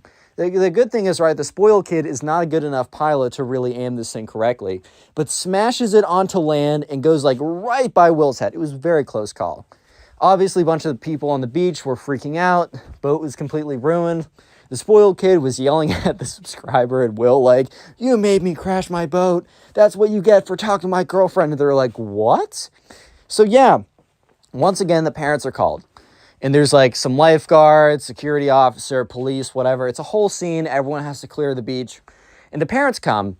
And for the first time ever, the spoiled kid's parents do not come in a rage. They're not yelling. They're not freaking out. They're just completely silent. They're very calm and collected, which one would think that would mean that they were kind of used to this and they were just like, whatever. But no, actually the opposite. They're done at this point. So comes over, and the police officer's like, all right, you know, this is a little bit bigger, so we need a $10,000 fine, and we'll clean this all up, right? And the parents will say no. The police officer's like, okay, well, you know, that means we have to, like, pursue legal action with your son and all this kind of stuff. And they're like, our son? No. Him? Yes. And they point to their son, and the spoiled kid's like, what? This kid remembers, like, 20 or something. He had to repeat high school a bunch of times, which is fine, but just context. And they're like, yeah. Oh, yeah, by the way, Billy. They look at him. Let's call him Billy, right? Like, you are no longer living with us. You have no respect for us. You have no respect for anything that we've done for you. It's time that you learn how to actually be, you know, a real person. And he's like, dude, what? Like, just pay the fine, Mom. Like, it's whatever. They're like, no. And at this point, like, they explain that they have been on, like, the verge of this for a while. But as of tonight, they're kicking Billy out. And as of a couple weeks ago, they had been starting to look into the process of legitimately disowning him as a son. And he's like, dude, what? That's not chill at all. Screw you guys. So yeah, they ended up not paying the $10,000 to the cops. So the cops decided to pursue him. And this kid was an adult. I didn't get an update on exactly what punishment happened. But apparently, like, Billy was still kind of, he was able to, like, get some money out of his parents before they completely cut off all of his credit cards. So he was able to spend a lot of money really quickly, but then all of his cards got frozen. And the subscriber, like this happened like last summer. So to this day, the subscriber has not seen Billy since. Maybe he's in some like random European country. He has no idea. But moral of the story is don't take advantage of your parents because, maybe they'll just drop you one day. Is that the moral Click of on the the story? video I on don't screen even right know. now. I know you'll enjoy it. Just click it. Do it. From a kid who thinks he can be a jerk because his dad runs the place and gets destroyed, to a rich kid who thinks he is great at everything because he's never been told no in his life, and life comes to him fast. These are the most satisfying stories of rich kids who think that they run the world getting destroyed in the real world. And we're crying, crying, crying like a wounded animal. So the subscriber who submitted the story one summer had an internship at an investment bank or one of those type of banking internships. Basically, this kid was in college and he wanted to go into kind of banking or finance. So he got one of those internships at a bank, and these were pretty competitive. So he was pretty well prepared. He was pretty professional, and he was definitely up to par with the quality that this bank wanted. However, there was a couple other kids that were interns as well. I think the intern class was like 4 to 5, but like one of the interns, right, was distinguishably a lot worse than the others and very clearly did not care. The reason was because this kid did not get in this internship out of merit, out of skill, out of, grit and the ability to, persevere through tough times. No, this kid got the internship because his dad was literally CEO of the bank. This wasn't like one of the big banks like JP Morgan Chase, Citibank. This was a much smaller one, but it was still really big enough. And obviously, if your dad is CEO, you can probably swing an intern position at it. Like you could probably do that. So anyways, right, on the first day of like meeting all of them, right, it was like the first like meeting was over Zoom and then they were going to do it in person. But there was like a little like pre-meeting type thing where they told you about like information, what to expect, a little get-together, the other interns, and the subscriber, and all the interns got together on a Zoom meeting. Well, 4 of them did, because the 5th one was 10 minutes late. Can you guys guess who the 5th one was? Let's see, A, B, C. A, it was the subscriber. B, it was another kid who actually worked hard to get there. Or C, the CEO's son who didn't have to do a thing and got the internship because of nepotism. If you answered A or B, well, I don't know, you're just wrong, because it was C. Sure enough, it was the CEO's son who was like 10 minutes late or whatever. So while the kids were like sitting in the Zoom meeting, like just listening to, okay, so you're going to have to get there by, 9 every morning. You're expected to do X, Y, or Z. If you have any questions, here's a good contact for me or your direct supervisor. Like this isn't like supposed to be like competitive, like you're supposed to like work with each other. Like you could all get job offers, because the thing about the internship is like you really want a job offer afterwards. That's like the best option, or in a couple years or whatever. And so they were trying to say like it's not competitive between you guys. You could all get job offers, really work together, because that's what we do at the bank anyways. And then like 10 minutes in, this kid just shows up randomly. And this kid just like comes in, he's all disheveled. All the other guys dress up for their Zoom meeting because like they were kind of told in the email, hey, be a little formal. Like I know it's over Zoom or whatever, but kind of like show up, just kind of dress up a little bit for Zoom. But this kid came in with a big sweatshirt on, backwards hat, which is totally fine to walk around in. And like if you're just a totally fine casual outfit. But bro, if you're really trying to like, I don't know, put it together for like an official meeting or something like that, and it says don't dress casually, then don't dress casually. But sure enough, since this was the kid of the CEO, he literally didn't care. And he came in 10 minutes late, dressed up all sloppily or whatever. So anyways, 20 minutes go by, and it's time for all the kids to introduce themselves and meet each other. So sure enough, right, they go around, and they all say their first and last names.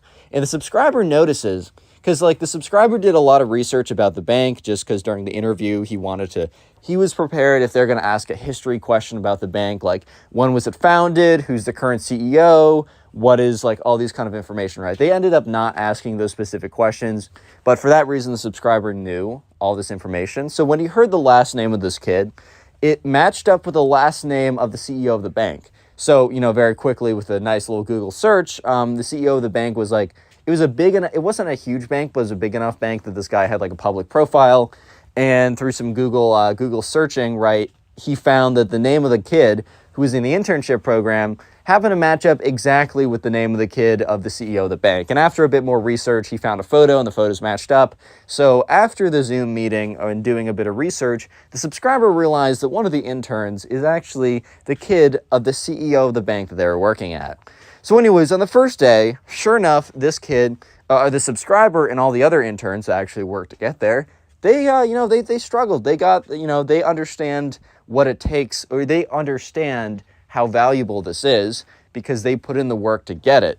That's one thing you'll see. When people are just handed everything, they won't understand the value of it. In fact, a perspective is, in a sense, they're robbed of the true importance. Like they are robbed of, the joy of, reaping the rewards, because, you're not reaping the rewards of anything. You're just giving it. But anyways, it was very, very, very apparent in the way that all these kids showed up, because the ones that worked for it showed up 5 minutes early, if not 10 minutes early, because, you never know how long it takes with traffic, with navigating the New York City bus system or train system, whatever, right? So sure enough, they showed up at minimum 5, 10, 15 minutes early. But the spoiled kid, we're just going to call him the spoiled kid from this point on, he literally came in 25 minutes late. And he had some lame excuse sorry, man, bus got I don't know, traffic or something like that. Which, fair enough. Sure, I guess. But at the end of the day, you got to be prepared for that. It's your first day. If that happens 2 weeks into the job, then I think that's more acceptable. But on your first day of work, especially for something really important like this, you got to show up, at least give yourself a good enough margin, especially if you're doing work in New York City. I know some of you guys are out of the country, or the country I live in, the United States, and you've never been to New York City, and some of you guys in the country have never been in New York City. That place is crazy. You got to give yourself a lot of time, because traffic and stuff will happen, and especially when you want it to least happen. So sure enough, they're in there the first day and they're doing work. And when you're an intern, especially for a banking intern, you're not doing anything too crazy. For the most, you will be the most extensive thing you'll do is probably research or something like that. But for the most part, you're kind of just a coffee monkey and a PowerPoint slide monkey and an Excel monkey. You're not doing that much. So sure enough, right, they're just rearranging stuff on Excel. They're just kind of editing PowerPoint slides. It's a lot of work, but it's nothing's that hard or that interesting or stimulating. They kind of just give the interns and the very low level employees kind of the grunt work that no one really wants to do. So they're all sitting around doing it, and they're all given one big glob of an assignment. So it's they're given one stack where it's okay, you got to do all of this, you got to do this, all this kind of stuff, right? So sure enough, there's all these things that they got to do. And the thing is, though, it wasn't divided up evenly between them. It was just given to one of them, and they said, okay, I need you to delegate all the, I need you guys to delegate the work between, amongst yourself. We're not going to delegate the work for you. That's up to you guys. So sure enough, right, they just kind of all four of them, not the fifth one, all four of them, they go in and, they just, they go in, they grab some of the work, or they delegate some of the work if it's not paperwork, because a lot of it was Excel, PowerPoint, stuff like that, research. So the one kid who didn't was the spoiled kid, because why would he have to work? His dad runs the place. He just shows up because his dad isn't going to let him play Fortnite all summer like he did last summer, right? He actually has to get a job or something. Screw you, Dad. Give me all these opportunities. I just want to play Fortnite and do nothing all day. Meh. But anyways, right, sure enough, all the other four interns, including the subscriber, kind of gave this kid a side eye. Are you really just going to sit there and not do anything? So yeah, sure enough, they end up doing all the work, and the kid is on his phone watching TikTok videos or something. And by 8 at night or something, because they wanted to make sure they got it all done and really show initiative on the first day. First of all, the kid left at 3, which they're supposed to leave at 5. And the others stayed till 8. Low-key, the reason was because it was work for 5 people to finish at 5. But if you only have 4 people working on it, you're going to have to stay a couple extra hours because the last person didn't pull through. You really do hate to see it. And this was a pattern that literally just continued on and on and on again. However, one of these days, it's actually about a month into the internship, and the interns are doing really well. I mean, the 4 of them are. The 5th one, aka the spoiled kid, literally sits there and does nothing all day. So is he doing well? I don't know. But really good reputation the interns are accruing right now. Everyone sees them as really capable and just really impressed by what they're able to do. So now they're given a more official assignment, and also for the first time ever, they're each given individual things they're supposed to do. Because the reason for this is they're each assigned to individual teams. So each of them is like given as part of a team or whatever, and they're all given a very important research role. Basically, they've been doing research the whole time, or the four of them have been doing research. The spoiled kid had not.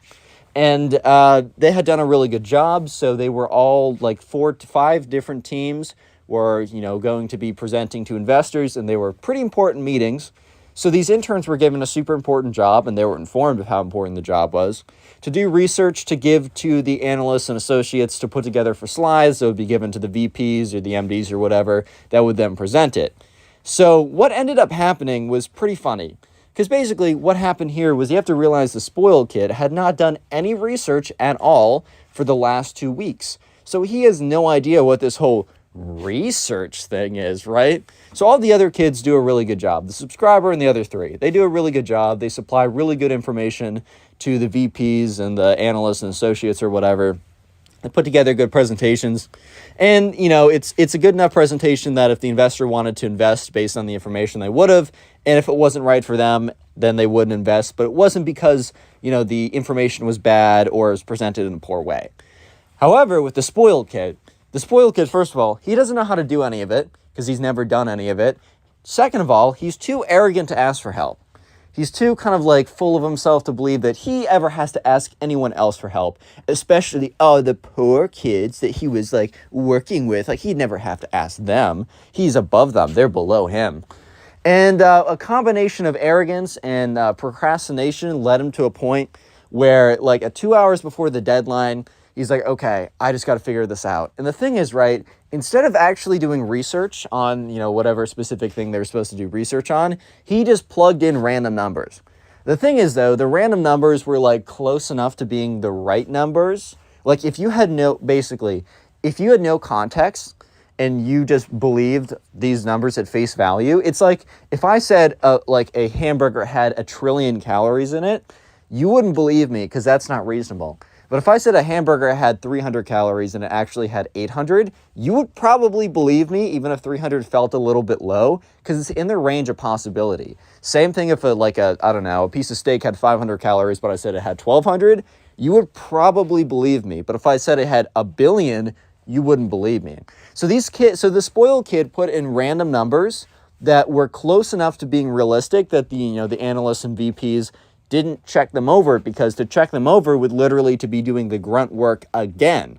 And the whole point of the interns was to do the grunt work and to find the information. So the analysts and VPs created this whole presentation or an entire like deck or whatever these like bank people do. I'm not a banker, right? I'm into stocks for my own personal, financial security. If you ever want me to talk about that on my like second channel, let me know. But so they put together a whole presentation. However, mid-demonstration to these like very sophisticated, important investors, there was obvious holes in the presentation and something was fishy, and the investors were questioning the numbers that they were showing. And the analysts and VPs were starting to realize on the spot that something was not right about their models. Something was not right about the information that they were given. And apparently the presentation was a massive disaster. Like the whole thing completely exploded in their faces. So all the analysts the next day are kind of sitting in their office. They have the interns are all kind of sitting in their little intern office, right? So when they're all sitting in there, one of the managers walks in and says, I need to speak to the spoiled kid right now. And the spoiled kid is on his phone playing Fortnite or something. And like the other 3 or other 4 of them are doing work, and the spoiled kid looks up and the other kids look over too, because they're like, what?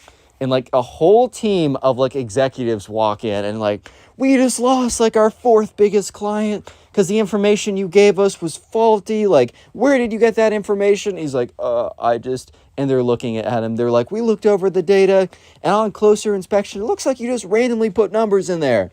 And all the other kids are kind of looking at each other like, okay, I totally believe the spoiled kid would do something stupid enough like that. Like, it's totally not out of the realm of possibility that the spoiled kid would just spam in random numbers and not actually do the work. And yeah, sure enough, this is probably the greatest thing. The spoiled kid's dad is called down, and he walks down into the office, and he just has this look of like disappointment right on his face. And what ends up happening is the spoiled kid's own dad tells him that he's let go, that he's fired. The spoiled kid's dad fires his own son because he messed up as an intern so badly that they lost their like fourth biggest client. I'm not even kidding you. And if you thought that this spoiled kid was bad, then you are not ready for the next spoiled kid story. You're simply not physically prepared for the amount of spoiled in this next story. Let's hop into it. So the subscriber in this story is working at a sports broadcasting company as an intern over the summer. So I don't really know. It wasn't like ESPN or anything too big like that, but it was a pretty big, at least locally, sports broadcasting company. So they covered all things in sports or whatever, sports media, stuff like that. I'm not super well versed in that field. So if I make some mistakes, like with technical things, and you guys are super big sports fans, keep going. Don't take it too personally in the comments. I'll do my best. But anyways, right? So sure enough, right? There was two interns. There's a subscriber, and then there's the spoiled kid, right? So basically, the spoiled kid, it wasn't as if his dad was the CEO of the company like last time. However, his dad was like a really big shot, like a hot shot, like big boy lawyer type dude. And he like knew the guy who like ran the sports company and basically said like, hey, like my son really wants to be an intern here. I know he's not qualified, but remember when we represented your company last time and we did a really good job? I would really appreciate it if you did a favor for me too. Kind of like a conversation like that happened behind closed doors. And sure enough, the very not so qualified spoiled kid got a job with a subscriber who was fairly qualified. And you might be thinking, oh, the subscriber just like has a big head saying that he's qualified. Well, at the end of the day, the subscriber didn't have a dad who like basically bribed his way in. So he was at least qualified enough that he needed to be bribed in, right? So sure enough, the spoiled kid's arrogance was put on display almost right away because as interns, they were given a lot of work. So in some cases, when you're an intern, you're given nothing of importance, like literally nothing of importance. And I mean, that's fair enough. When you're an intern, you're coming in with no experience and you just want to gain some understanding of what you're doing here. But other places, interns will be given, really important jobs. They're normally not jobs that require a lot of expertise because, I mean, how can you get the expertise without having the expertise? Or how can you do something that needs a lot of knowledge without accumulating that knowledge, But sometimes, like, really kind of like jobs that anyone can do can turn out to be super, super important for, like, down the funnel, right?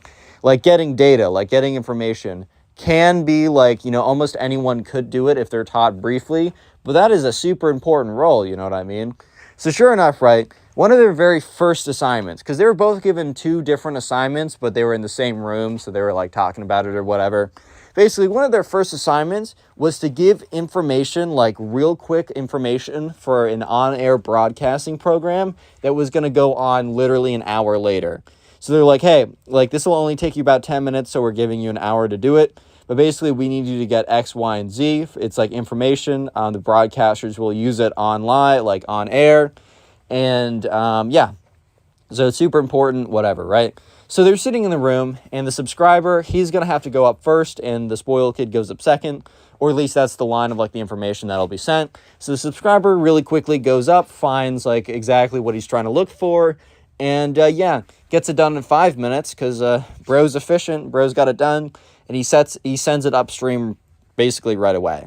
So he's sitting there, and the spoiled kid is kind of just like going around, browsing ESPN, going on Twitter a little bit. So since they have a lot of time and they're not really that much in a rush yet because they still have like 50 minutes till it's very much deadline, the subscriber asks the spoiled kid, so, like, what do you have? And the spoiled kid's like, well, I'm supposed to send them stuff about golf or something, but that's really boring. I don't know if I want to do that. And the subscriber gives the spoiled kid a look. Kind of like, okay, you find it boring, but you're not going to be the only person who watches this TV program. Obviously, they want you to have, golf information, send it upstream because that's what's on air. That's what you're supposed, or radio or whatever, right? They're like, you send that upstream because that's what people at the time, they need a variety of sports. There's people who are listening to that. I know that you don't find it interesting, but there are definitely people who are tuning in specifically to listen to that, So sure enough, right, the subscriber kind of looks at the spoiled kid like, bro, like, think carefully with what you're doing here, right? And, the spoiled kid is like, I might actually help them out. And the spoiled kid is super arrogant, thinking that he knows better than the people who run this place themselves. And he's like, you know what, I might actually help them out a little bit and make their stuff less boring and send them some really cool information about some football or whatever. And, the subscriber hears this and says, hey man, I really don't think that's a good idea. I mean, I'm sure that you have a lot of input and I'm sure you have a lot of good subscribers being super nice here. But he's like, I'm sure you have a lot of input. I'm sure you have a lot to give. But look, this is our first assignment and they're asking for very specific stuff.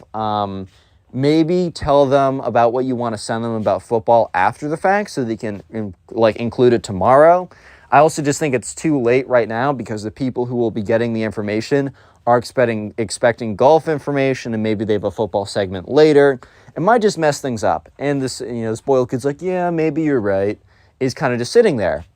But he didn't say, yeah, maybe you're right, and yeah, okay, you're right, totally, I get it, in a way that's like, oh, you changed my mind. He said it in a, yeah, I guess, kind of in a way like, whatever, man, I'm still going to do what I'm going to do.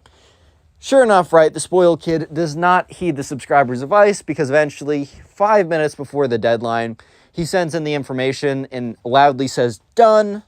So the subscriber knows he's done because the spoiled kid loudly says done. So he looks over, he's like, oh, so did you end up sending in the golf information? And the spoiled kid looks at him and says, nope. And the subscriber looks at him with this look of, oh man, you messed up. And the subscriber for a second is like, okay, you messed up, but does that mean we messed up? Because they're the only two interns. Thankfully, right, the information, each of them was given a separate, bundle of information to send, and it was very clear that the spoiled kids was the wrong one and not the subscribers. But anyways, right, they tune into the live programming, and the first, I think it was radio, right? So the first sound bite that they hear was, the subscriber's information that he sent in with some analysis and whatever by the TV host, the radio host. And then it was the spoiled kids bit. And they start saying, okay, and now in this news for golf, and then dead silence. And that's when the subscriber realized that, yep, this is basically the spoiled kid sent a bomb down the pipeline, bro. He just messed the whole thing up. And they're like, oh, sorry, we're going to come back to you in just a second with the golf information. We're going to go to commercial break. And it was an unscheduled commercial break. And literally 30 seconds later, the door slams open and says, why did we get football information? We're supposed to get information about golf. And the spoiled kid was like, well, golf is super boring, so I thought I'd make your program less boring. And literally the guy goes up to him and doesn't physically shake him or anything, but goes up to him, very intimidatingly just stares him down and is like, that's not your call to make. So the subscriber pipes up and says, hey, I can get you that information in 5 minutes. And they said, okay, good, do that right now. So sure enough, the subscriber goes, sends in the information, and the program's definitely jumbled up because the ad breaks in the wrong time and all this kind of stuff. But eventually they get all the information they need. And the spoiled kid is like, bro, they should have, while the subscriber is frantically trying to get information about this golf stuff, the spoiled kid is saying, bro, they should have totally taken my advice and done the football segment instead. Their segment super sucks. I'm listening right now. It's going to be so bad. And the subscriber's like, man, I'm sure it's better, but he doesn't actually believe that. But he's like, I'm sure you're right, but you can't do this so last minute. It's going to it messes up the whole line of production. This stuff is live. It's not pre-recorded like these videos. And sure enough, I know this is, the spoiled kid's like, yeah, I guess. I don't know, man. I just think they should have really listened to me. So an hour later, because they're all sitting there kind of awkwardly, they really don't have a job next. And I think that they might have had more jobs coming up, but obviously management had to figure out what was going on with the interns, or specifically one of the interns. So sure enough, the door opens up an hour later. And the manager comes in and is like, hey, what happened? And, instead of the spoiled kid staying silent, he immediately pipes up and is like, well, you guys wanted golf information, but that stuff was super boring, dude. So I was just trying to help you guys out, and I sent in football information instead. And he just gets cut off mid-sentence, and the manager's like, you can't do that. You're an intern here. We got a way of doing things. We asked you for some information, and it totally messed up the thing on live. Like, our whole program got jumbled up. People had to work extra hard for no good reason other than you thinking that you know the business better than people who've been doing this for 30 years. And there was kind of like a dead silence when I think the spoiled kid kind of realized that he was in the wrong. And that's when the manager says, I'm sorry to say this. I know your dad's not going to be happy, but we can't keep you as an intern. We seriously can't. You're a liability. The spoiled kid's like, what? I was going to make this place 10x better. And the guy's like, well, I'm sorry. Click on the video on screen right now. I know you'll enjoy it. Just click it. Do it. How's it going, everyone? Welcome back to a brand new story. Today we have a story of a spoiled brat who doesn't get what he wants, so he decides that, oh, well, then I should just destroy the entire school. Not even kidding. Let's just jump right into it. So we're going to call the subscriber who submitted the story Gene. And anyways, in Gene's class, there's a kid who we're going to call the spoiled kid. The spoiled kid didn't really have any friends, not because everyone there was mean to him, but because everyone there saw him as who he was. As the spoiled kid, who is a jerk to everyone because he could be. Or not just because he could be, but because he believed that he was better than everyone else. He believed that he was a god, man. I mean, that's just kind of how his parents raised him, which it's always good to raise your kid with a bit of confidence, but not like this.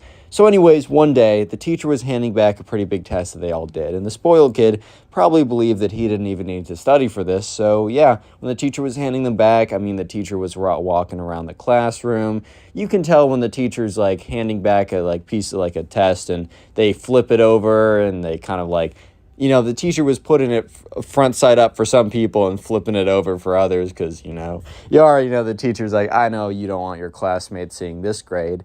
And eventually, Gene is watching as the teacher goes over to the spoiled kid and hands back a test. The spoiled kid looks at it very quickly, has a look on his face, and immediately raises his hand. Look, whenever you do poorly on a test, you always hate to see it. It's not a fun sight, and I agree with that. However, sometimes, at least, at a minimum, look at what mistakes you made, and if you think that you deserve a different grade, at least point out why and where you think the teacher went wrong with grading grading the test or whatever.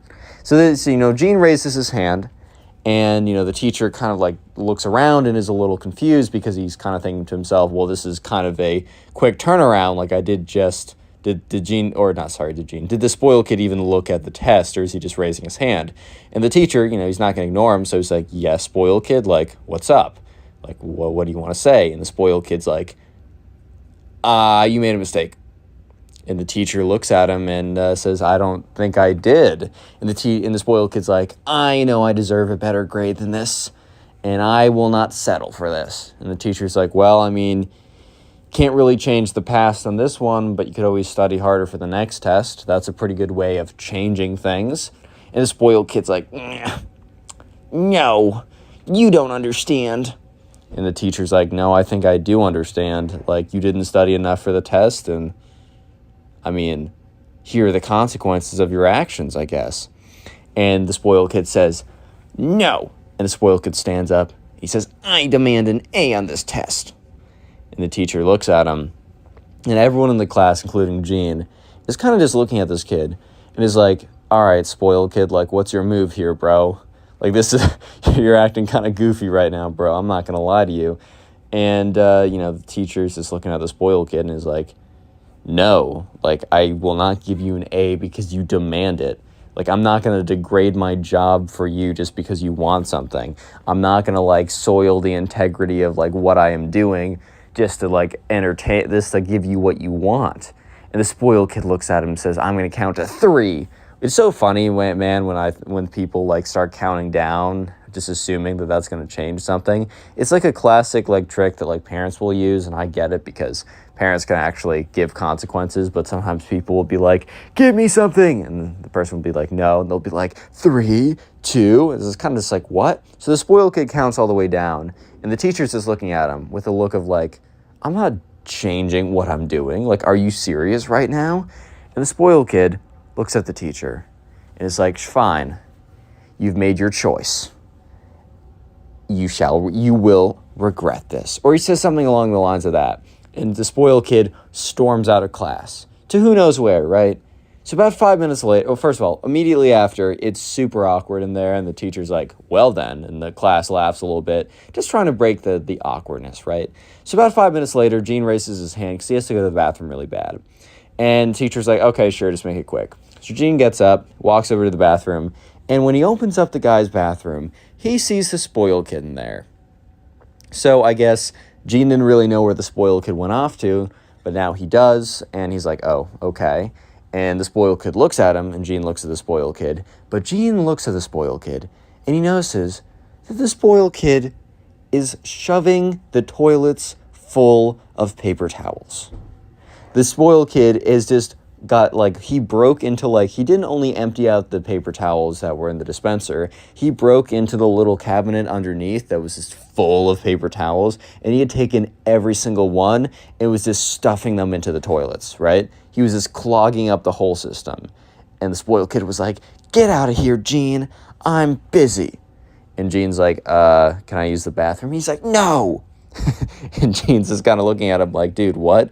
And yeah, so the spoiled kid continues to, like, stuff more paper towels into the toilets. And Gene's like, what are you doing over here? And the spoiled kid says, just get out of here. You don't want to know. And, he's like, kind of got to go to the bathroom. He's like, go to the private bathroom. So Gene's like, okay, whatever. So Gene walks over, goes to, like, the private bathroom, which is technically the teacher's bathroom. And Gene would get in a little bit of trouble. Nothing crazy, right? But he'd be like, get out. Like, the teacher would be like, you can't be in here. Get out of here, right? But Gene goes into the private bathroom either way. And while he's sitting on the toilet, he hears this kind of like, or he feels this kind of rumbling, right? It's like the pipe systems are rumbling. And this is when, like, he gets off the toilet and he looks underneath and the toilet is, like, pouring water out from the bottom of it. And he's like, oh my God. And he steps out, right? And he's like, oh my God, did I do this? And then he looks around and he just sees water leaking out of everything. And that's when he hears on the loudspeaker an announcement saying that everyone has to go to the front yard, which is, like, outside in front of the school. So after that, like 30 seconds after, he sees all these teachers filing out their students in a single file line. He sees puddles of water forming everywhere. And he just does not make the connection with what Gene just did, right? So they're all standing outside. And there's, like, people are coming over, like, I don't know, not the fire department, but, like, the emergency plumbers? Dude, I don't know. That's obviously not right. But, there's, like, official people coming over. Everyone's standing outside. It's been about 30 minutes, and everyone's standing in line with their class. The spoiled kid is nowhere to be seen, but Gene honestly doesn't think anything of it. And also, Gene doesn't make the connection that maybe there's a connection between the fact that the spoiled kid disappeared into the bathroom and was clogging them with paper towels and the fact that the whole piping system is going down, right? So all of a sudden, a teacher comes up, and not like a teacher like one of the teachers that would teach a class, but one of the, I should say, faculty, right? So one of the administrators comes up to the teacher, and Gene's standing in line, and the faculty whispers something or says something in a low tone to the teacher. The teacher looks at Gene and points at him, and Gene is asked to come. And Gene is really confused at this point. And the faculty is giving him this really dirty look. He's like, what did I do, right? So Gene is brought to the principal's office. And sure enough, they get to the principal's office. And you know who's sitting there in the chair? The spoiled kid. And, okay, sorry, they're not even in the principal's office. They're standing outside of the school. Yes, the school is flooded, my fault. They're standing there. You know who else is standing there? The spoiled kid, the principal, a bunch of faculty, and the security guard. And they're all looking upset. And the spoiled kid is just looking down at his shoes, right? So they're all like, or not all of them. Gene's like, what's going on? The principal's like, don't play funny with me. We know that you were in there while the spoiled kid was in there, and we think that you helped him destroy the school. And Gene was just looking at them with this look of just complete shock, confusion, and then he started to realize that it was the spoiled kid that backed up the toilets, that broke the entire plumbing system, that flooded the school. Real quick, if you've made it this far into the video, comment spoiled down below. That'll be the secret word of the day. And then also, if you are new, subscribe to the channel and leave a like on the video to claim your free nothing. So anyways, Genius is standing there and he's trying to like explain to the principal, like, okay, I was in there briefly to go to the bathroom, but I didn't, like, no, I didn't do it. And she's like, well, the spoiled kid hasn't said otherwise. And the spoiled kid is literally just sitting there looking down at his shoes or whatever. And he's just like, how did you even know I was in there? Like, I was only in there for a second.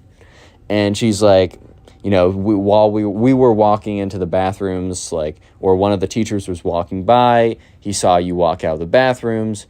And then, you know, there was like a whole flooding incident. He saw the spoiled kid walk out as well. And the spoiled kid hasn't said that you haven't been a part of it. So for all we know, you two were equally involved. So, you know, at this point, Gene turns to the spoiled kid. He's like, dude, you need to tell them I didn't do anything. And the spoiled kid just continues to look down at his shoes. And at this point, Gene is like, oh my God, they actually think that I blocked up the toilets and destroyed the school. So at this point, Gene's like, why do you think I would have done this? And the principal's like, frankly, we don't know. But we also don't know why the spoiled kid would have done this.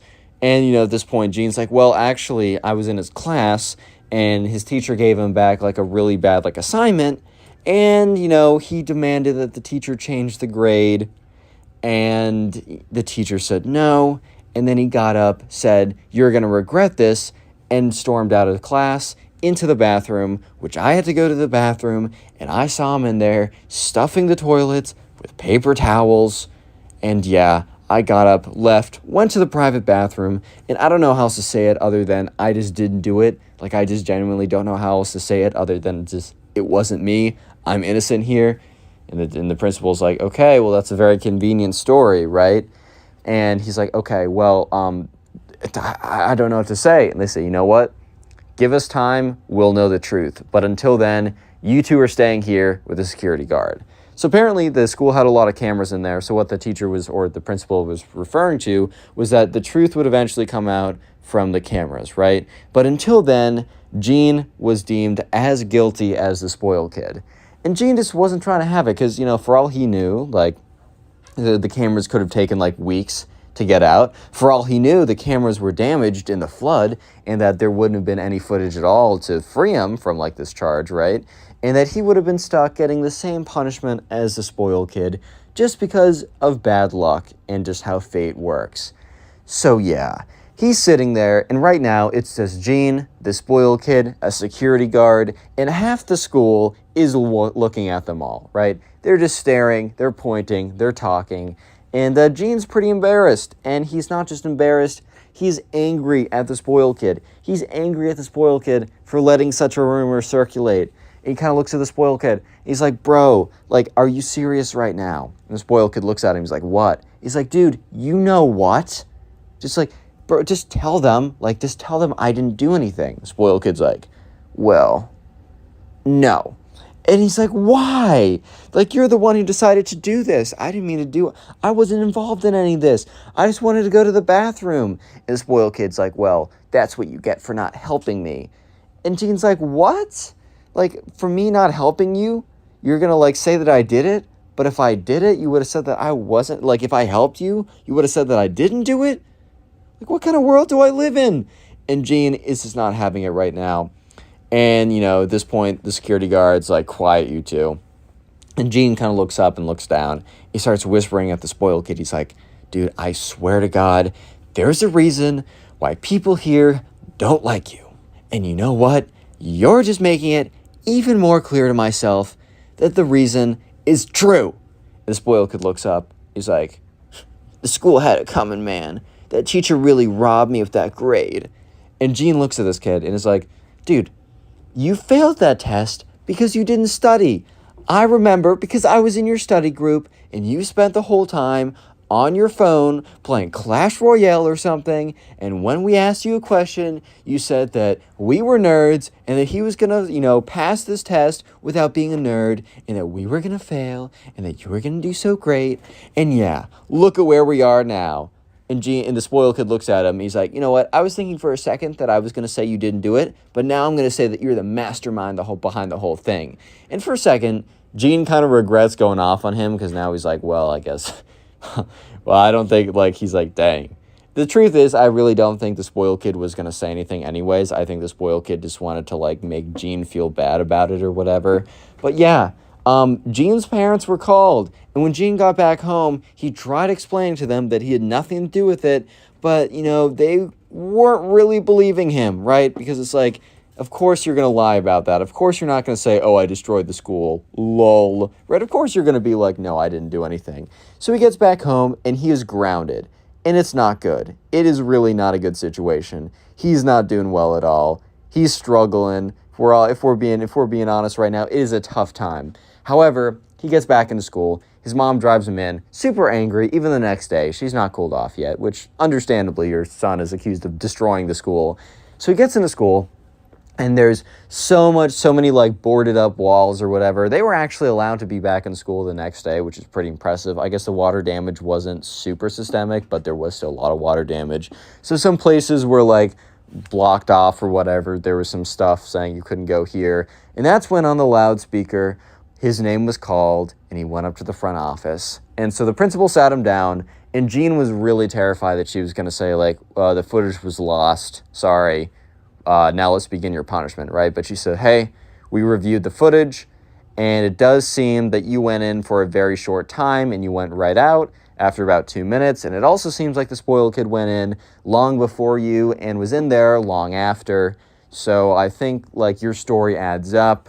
We really have no reason now to believe that you were like a part of this, and you're free to go.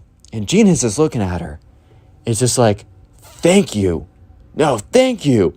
And he gets up. Gene's having the best day ever. He walks out. And yeah, the spoiled kid suspended for a week. And it's very awkward when the kid comes back into class. And the teacher looks at him. Because like this kid's been out of class for almost 2 weeks at this point. He comes back into class. Sits down in his normal seat. The spoiled kid. And the teacher kind of just looks at him. The spoiled kid just looks at the teacher. And things go back to Click on the normal. video on screen right now. I know you'll enjoy it. Just click it. Do it. Today we have a story time of this Minecraft kid who thinks the Wither is actually real and out to get him. Yeah, I'm not even kidding. So sit back, relax, leave a like on the video to claim your free nothing, and let's get right into it. So if you also want to send in a subscriber story, you can do so either to my Instagram or the Discord server. Both links are in the description. But the subscriber who sent in today's story, we're going to call him James. And as always, I get these names from the comment section, so leave a comment of a name you'd like me to use. It doesn't really matter. It can be your name, your mom's. I don't care. Anyways, right? So James, this happened to him back when he was in 2nd grade. James is, I think, in like 6th grade now or 7th grade or something. He's significantly older at this time. But this was back in the day when like Minecraft was all the rage. And I don't mean like the second wave, like more recently, like 2019. I mean like the 2014, 15, 16 kind of era of Minecraft. That was a beautiful period to enjoy Minecraft, in my opinion. But anyways, right, so at this point, James and his friends had just been discovering Minecraft. And we're going to call one of James's friends Minecraft Kid. And by the way, all these Minecraft Kid stories, they're not the same kid. I just call individuals Minecraft Kids. You got to understand that. Anyways, right, so one day James and his friends discover Minecraft, and it was like a huge new discovery to them. They all got super into it, but especially this one kid who we're calling the Minecraft Kid. He probably got the most into it out of all of them. So, you know, at least when I first discovered Minecraft, it was the coolest thing ever. Everything was interesting. You load into a world and you build a dirt hut. That is so like exhilarating. And now it's like run of the mill, whatever. But you know, they were exploring it, they were learning about things, and they didn't really have a ton of access to the internet at that time, as their parents obviously limited them. And the fact that they were even able to get Minecraft in the first place was pretty impressive for them. Like, they were surprised their parents budged that much. But yeah, so they were all able to install Minecraft, and they couldn't go on any multiplayer servers, and they didn't even know how to do that. That was way too technical for them. But they just went on one day and they were like building like a hut or whatever, like a dirt hut. They couldn't even really play together because they couldn't make a multiplayer server. They couldn't join like multiplayer or anything. But they were just all on their own worlds, building stuff and creating stuff. And, you know, on the first day of them doing that, they would build like their first dirt hut, and they'd come to school the next day, and James would be like, guys, I found iron. They'd be like, what? And he'd be like, yeah, I broke with a wooden pickaxe and it gave nothing. And they're like, dude, I think you won, bro. I think you beat the Minecraft. Basically, bro. Like, I'm not trying to make fun of that because honestly, that was probably the best era. Legitimately, that was the best era when everything was cool. But anyways, right, so they progress on throughout the game. And, but one day, James and his friends have been playing Minecraft for like a couple weeks at this point, and one day James and his friends are hanging out at recess or whatever, or they're chilling during a free period.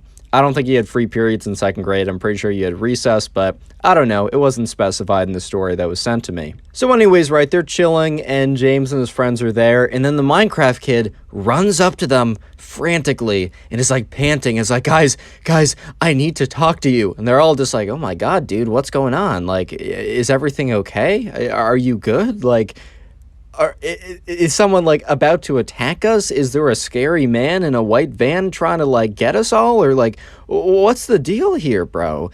And he looks at them. He's like, guys, I was playing Minecraft and I got access to the internet. And they're all like, because at this point, right, they don't really have access to the internet. He's like, I figured it out. I just had to go on quickly before my parents realized I was using the internet. Dude, to be fair, my mom didn't let me use the internet for a long time, and that is probably for the better. And I was reading this message place, this message board, and they were talking about this creature called the Wither, and they say if you make it in Minecraft, it'll come for you in real life. And bro, look, they were in second grade, so James and his friends were like, is this true? Like, only in second grade would you not just flat out say, bro, it's a video game. You'd actually sit there, contemplate, and be like, is this legitimate? If I create this thing in Minecraft, will it spawn in the real life and come after me? Like, only in second grade, bro, would this ever happen. Which, like, I'm not even trying to, like, make fun of these kids, bro, because I was literally them.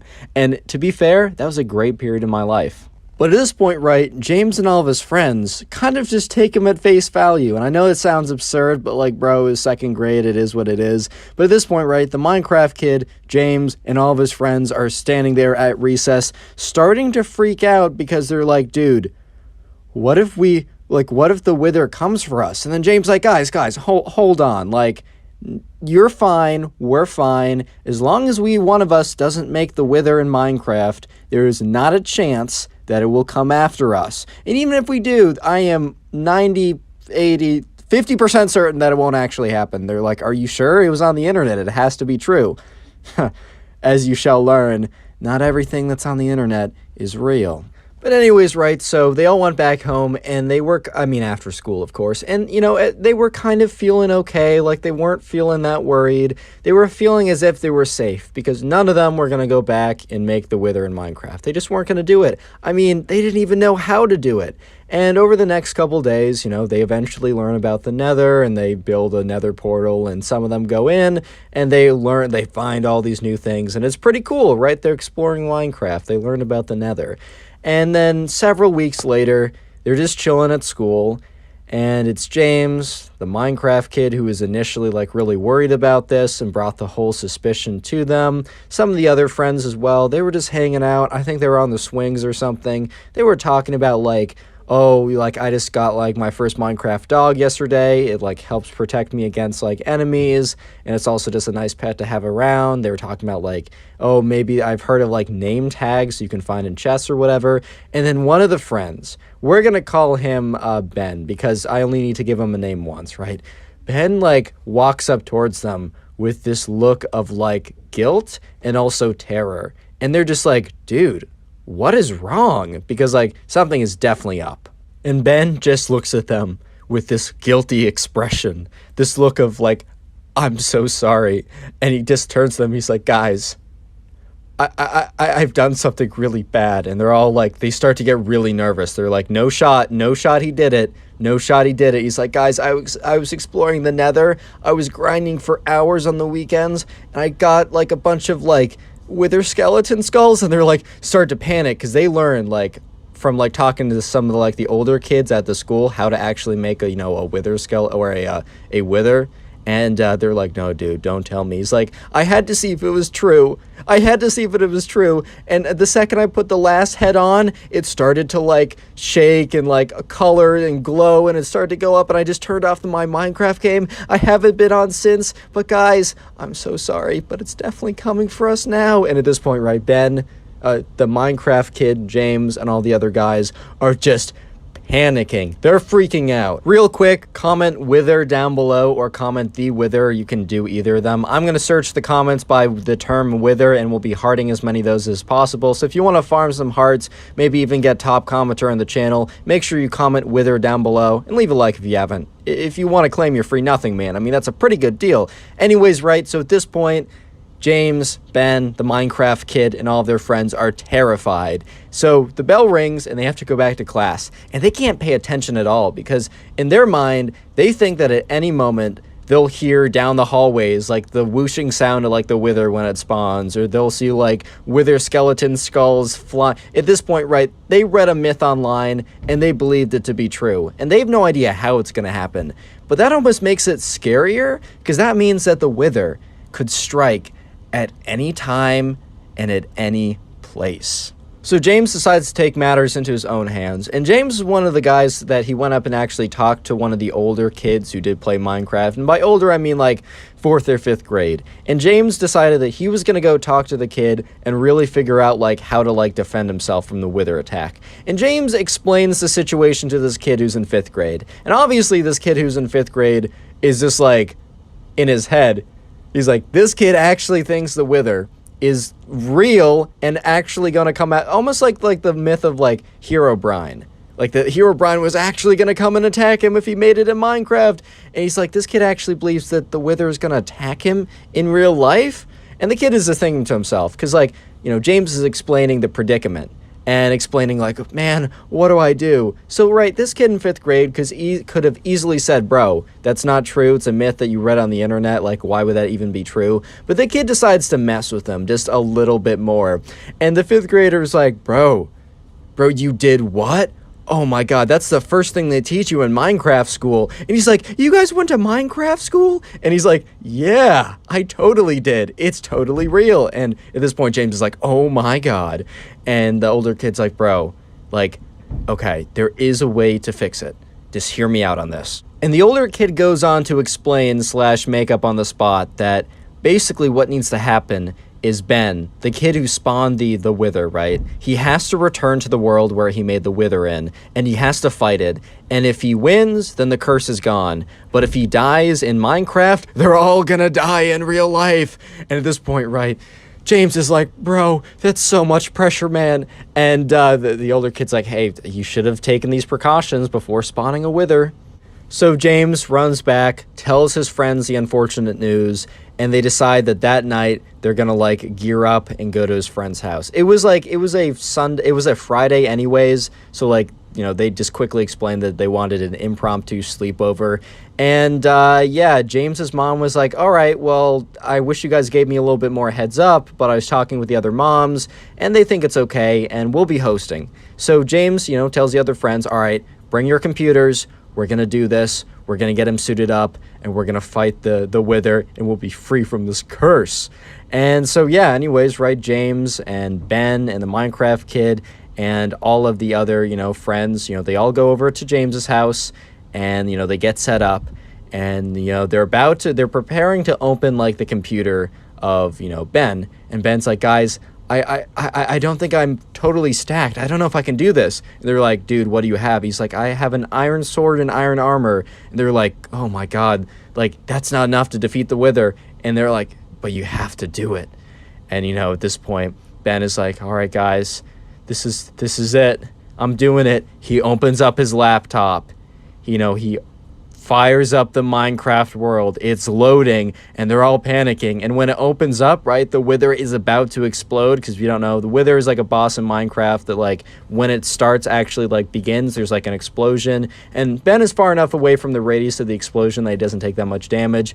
But like boom, the Wither starts firing Wither skulls all around the place, blowing up nearby mobs and structures. And Ben is just like, oh my God, and just turns around and runs away. However, he's hit by one of the Wither skeletons skeleton skulls that has the wither effect that is like still slowly taking damage away from Ben. And Ben's like, ah, the whole time. He's just running away, taking damage, being shot out, being blown apart by this wither. And everyone's like, Ben, turn around, fight it, fight it, fight it. So eventually, right, Ben does turn around. He's on like 3 hearts left. And they're like, actually, no, run, run, run. And Ben's like, what do you want me to do? And then the wither hits him.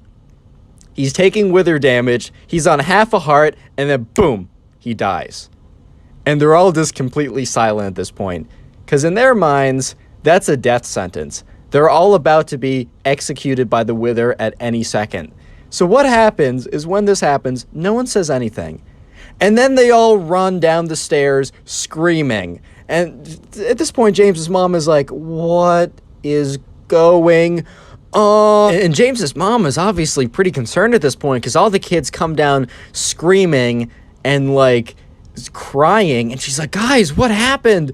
And they're all like blabbering on like, we lost in a video game. Now we're all going to die because the wither's going to come out. And she's like, one at a time, one at a time. Calm down, please. And James is like, Mom, we're all gonna die. And she's like, bro, what are you talking about? Because she started to get a little concerned. And he's like, okay. And he basically explains that they're playing Minecraft and that they looked online and it said if they made this mob in Minecraft that it was gonna come after them. And the only way to defeat it, according to the older kid at school, was that if they were able to defeat it in Minecraft, and that Ben sucks at Minecraft, so he died to it, and now they're all gonna perish in real life. And James's mom is looking at them like, guys, that's not real. And they're like, but the internet said so. And then the older kid, he's like, yeah, the internet's full of lies and the older kid was messing with you.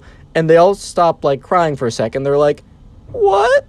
Subscribe if you haven't already, and now go watch another video. There's some on screen, some that recommended. Go watch one. I'll be very happy. We have a story time of a Minecraft kid who actually thought that creepers were real and embarrasses himself in front of everyone in his class during a trip to the dinosaur museum. Yeah, I'm not even kidding. Sit back, relax, leave a like on the video to claim your free nothing, and let's get right into it. The subscriber sent in today's story. We're going to call her Jade, and I got that name from the comment section. So if you want me to use your name, your friend's name, or really any name you want, leave it in a comment down below, and I'll do my best to try and use as many of those names as possible. Anyways, right, so this story happened to Jade when she was in 2nd grade, and she's a bit older now, so this was a little while back. But back when Jade was in 2nd grade, her class was doing this unit on dinosaurs and kind of dinosaurs, prehistoric era, everything like around that, fossils, all that good stuff. And they've been studying it for a while, and kind of the big thing for any 2nd grader at that school, and it was kind of known that like for the 2nd grade, their big thing that they would do is they would spend like about a month covering dinosaurs and the kind of the prehistoric age, and then at the end of their long kind of study, whatever, and I mean, it's 2nd grade, it's only so rigorous, but like at the end of the day, right, they spent a lot of time learning about dinosaurs, and kind of the big payoff for this big kind of month-long study is that they take a full day-long trip to a really big dinosaur museum that's somewhat near them. It's still like 45-minute bus ride away, but it's a pretty fun day, and it's kind of known for everyone in the school as like the big fun day that all the 2nd graders have. And at this point, right, it's about a week away, and Jade's getting pretty excited because it's a pretty big deal. And I'm going to introduce another character into this story. He is the Minecraft kid. There's nothing more I need to say besides he's in Jade's class, and things get very interesting very quickly.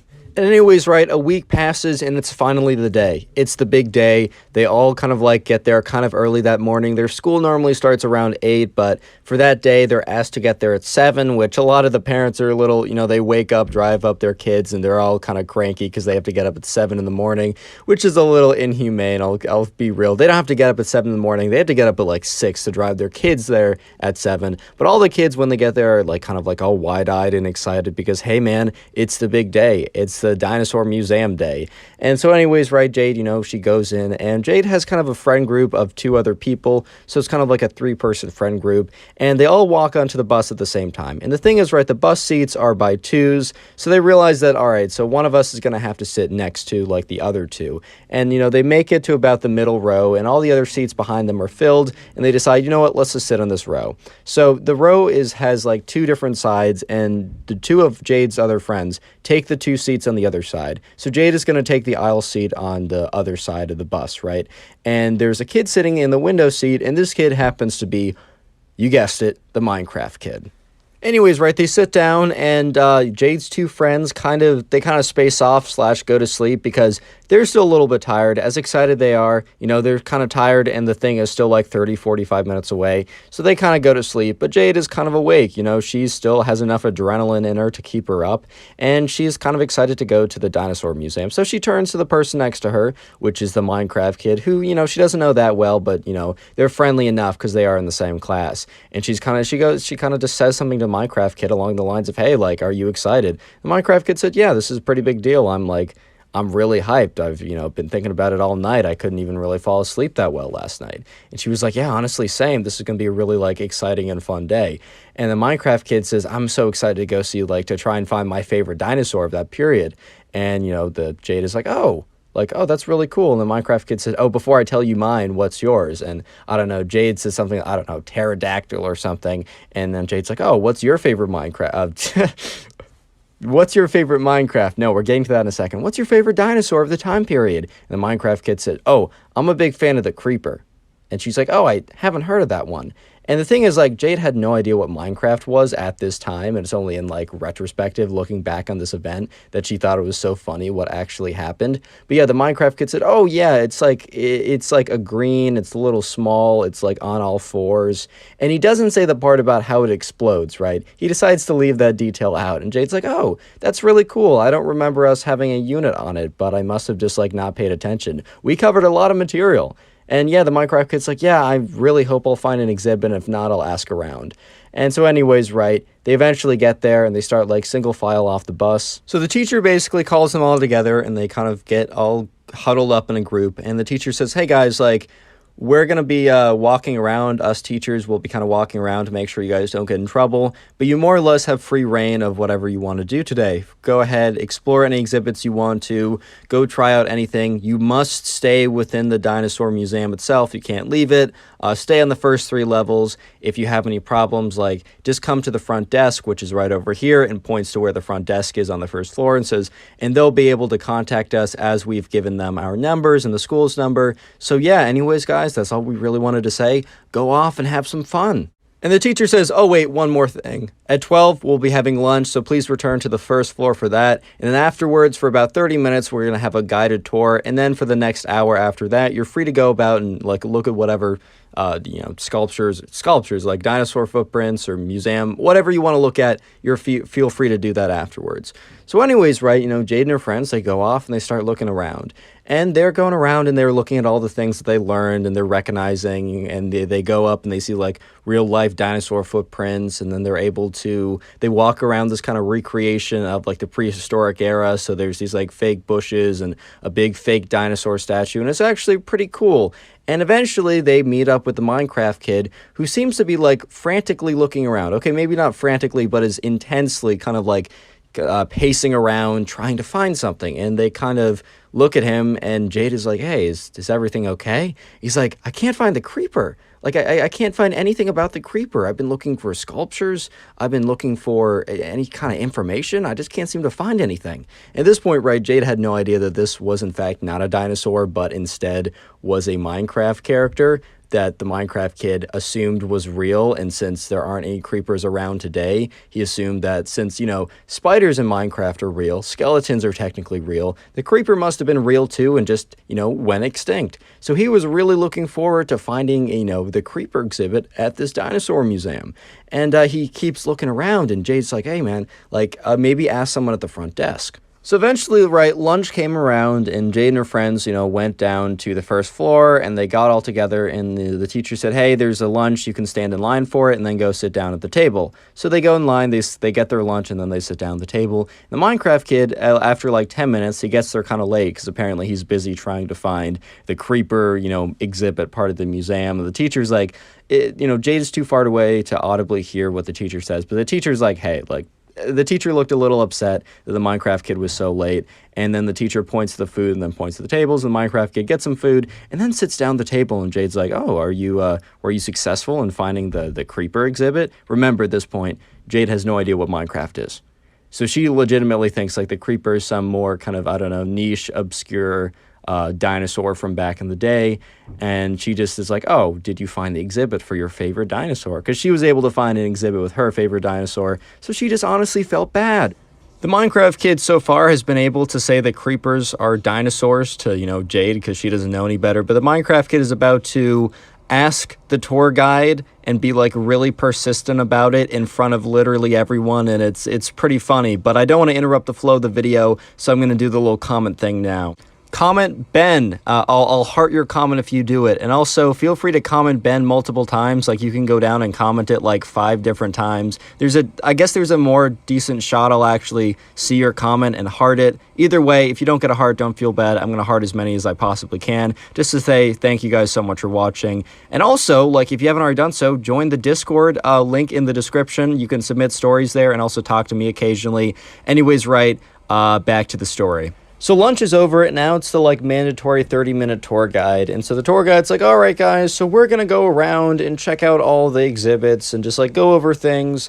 And if you guys ever have any questions, just let me know. And before he's even able to finish that sentence, bro, the Minecraft kid, his hand shoots up, and the tour guide's like, yeah, what's up? And the Minecraft kid said, when are we going to see the creeper exhibit? And everyone kind of just looks at him. And the thing is, right, while Jade didn't know what a creeper was, most of the guys and a lot of the girls in his class actually did know what a creeper was. Even if they didn't play Minecraft that much, they were at least aware. And some people started to laugh. And the Minecraft kid looks at him like, kind of like with this look of like, why are you laughing at me? Like, I simply asked the question, where's the creeper exhibit?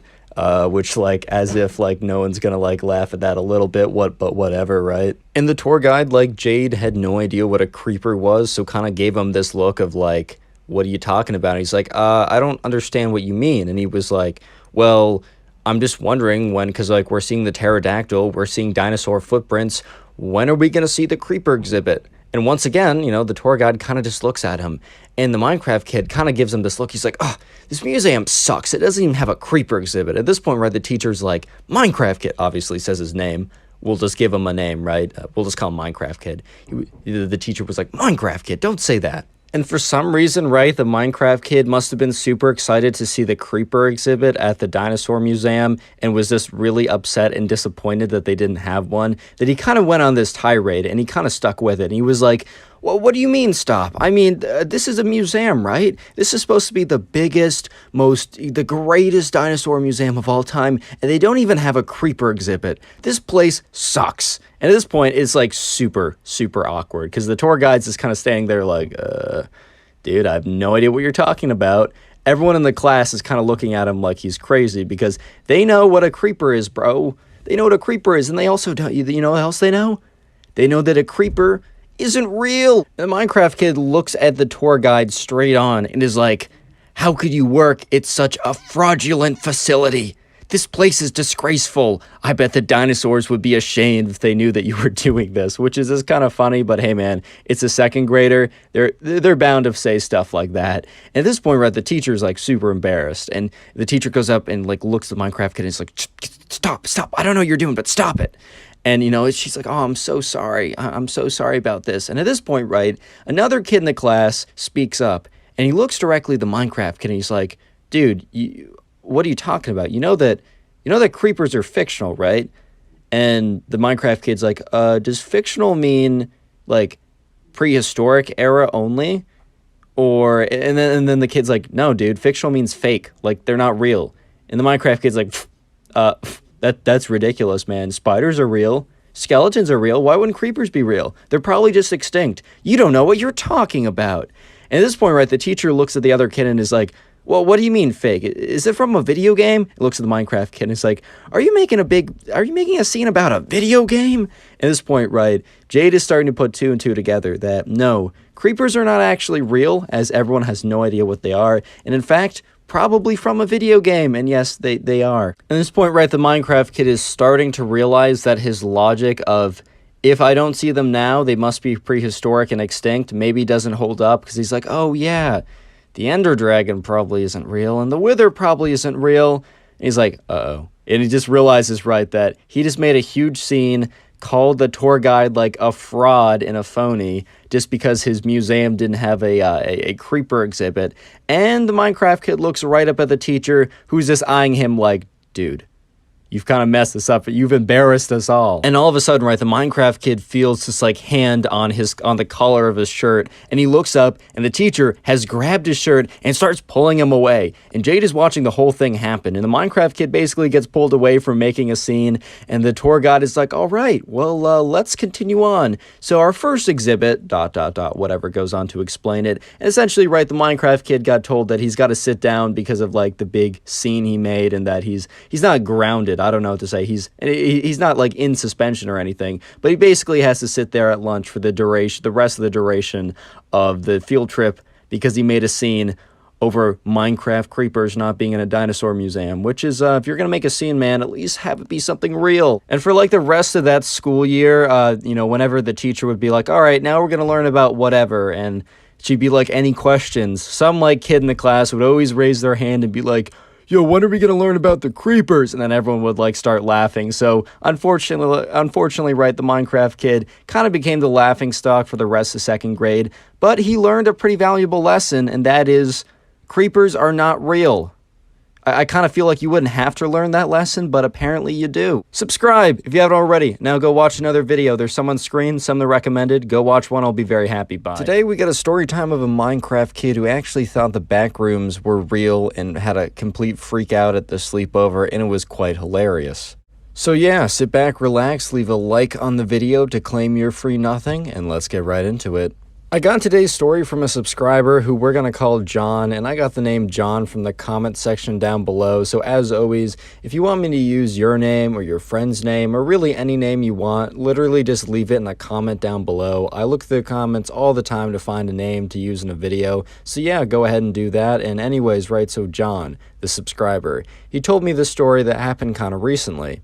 So if you don't know, recently there was like a viral video about the back rooms that went out. It was actually kind of like a mini series done by someone who did a really, really great job. I'm pretty sure I'll leave a link in the description, or at least some information in the description, so you can go watch that video if you'd like. But anyways, right, that video was so good that it actually convinced a lot of people that the back rooms were actually real. In fact, I did a video a couple days ago about another subscriber who sent in a story that the back rooms video actually made one of his friends believe it. And I guess he's not alone, because today we have a story from the subscriber about how his friend saw that video, believed the back rooms were real, and had a complete freak out at his sleepover. But anyways, right, so this happened to John, the subscriber. And one day, right, he was just like, chilling with his friends, having a pretty good time. And, we're just going to call this friend the Minecraft kid, because he was just known for, he was like known as like the Bed Wars sweat in the class or whatever. So for that reason, we're just going to call him the Minecraft kid, right? So anyways, right, John, the Minecraft kid, and a couple other of their boys, right, they're going to have a good time. They're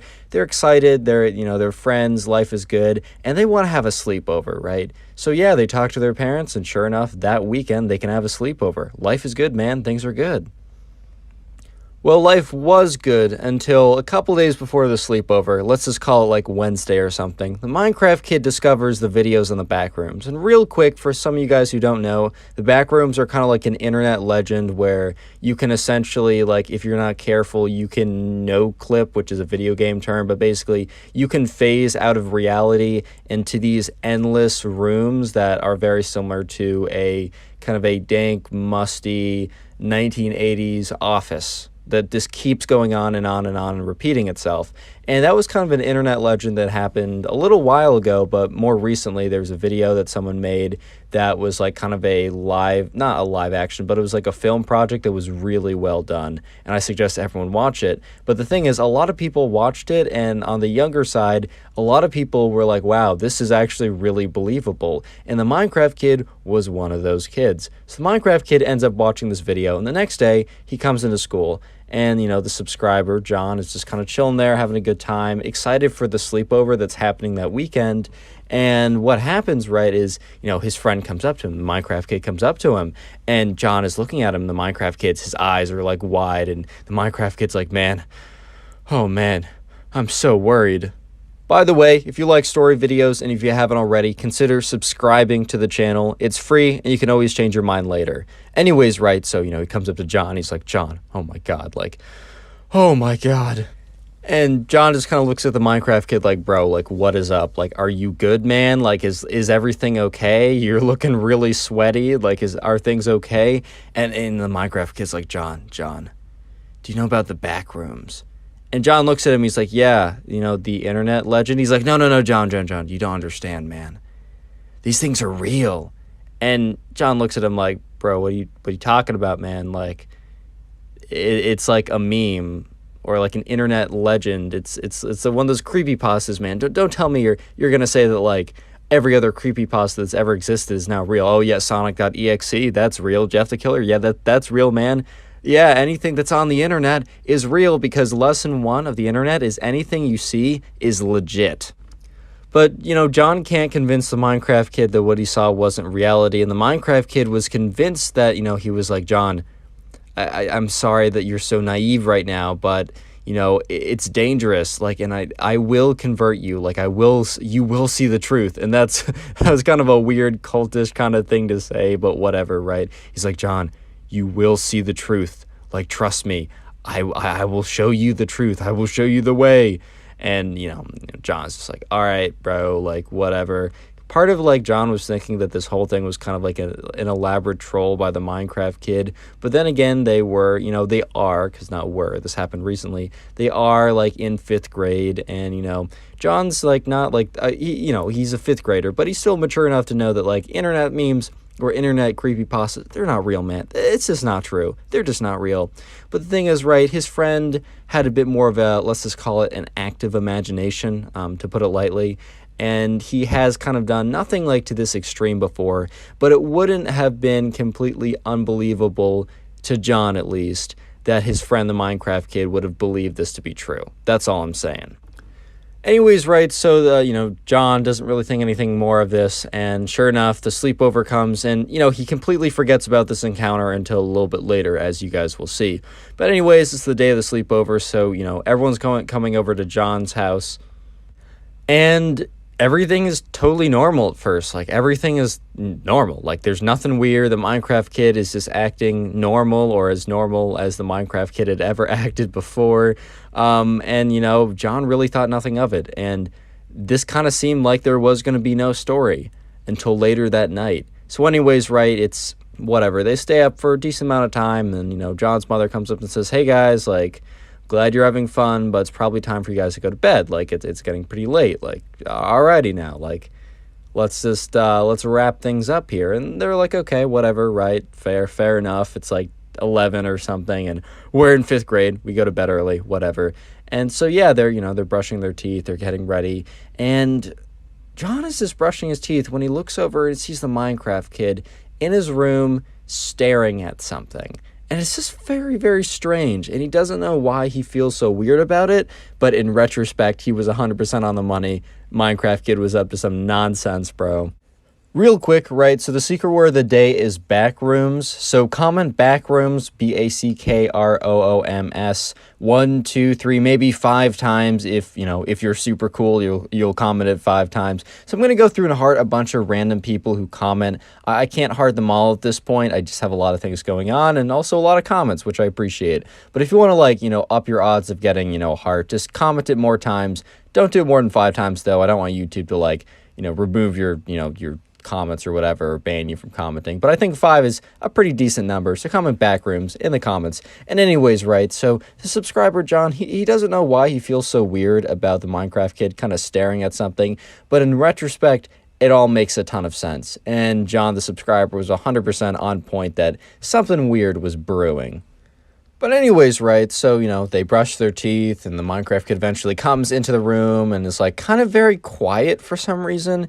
He's just, weird. And it's John, the subscriber. He just doesn't know why the Minecraft kid is acting so weird and strange, but he really doesn't really think anything of it at the time. He just notices it, kind of makes, a mental note of it, but doesn't think anything of it at the time. In retrospect, makes a ton of sense. And the Minecraft kid, he's just acting weird.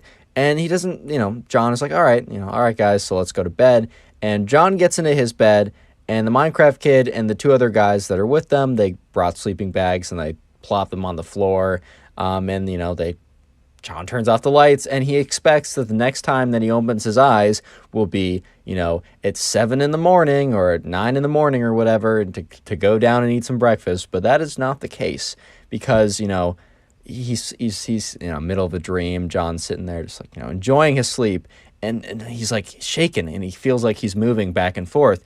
And he looks up, and it's the Minecraft kid. And the Minecraft kid is like sweating and like freaking out a little bit. And John is like really like startled by this because like your friend just came up to you and is like, you're awoken by your friend shaking you like something is wrong. And the Minecraft kid, John is just like, oh my God, like what's up? And the Minecraft kid's like, dude, I told you it was real. And at this point, like John's like, dude, what are you talking about, man? Like, what are you saying? And, the Minecraft kid's like, dude, just come with me, come look. And at this point, like, John's terrified. He has no idea what he's about to show him. And the Minecraft kid brings him out to his hallway and points towards, like, a door or, like, a door to a room. And there's, like, yellow light coming out of it. And one of the things I'd like you need to know is in the back rooms, it's kind of like that kind of dingy yellow corporate lighting from the 80s. And it just, like, isn't a good lighting job. But the problem is, right, that's a pretty common light. Like, that type of lighting, it's not the greatest and it doesn't look that good. It still is pretty common. That's all I gotta say. It's still pretty common lighting. So, yeah, sure enough, the Minecraft kid points at this door and is like, John, the back rooms, they're real. At this point, John is like starting to really wake up and comprehend what's happening. And he realizes that his friend is pointing at one of his rooms in his house that he probably just forgot to turn the light off. And he woke him up terrified, right?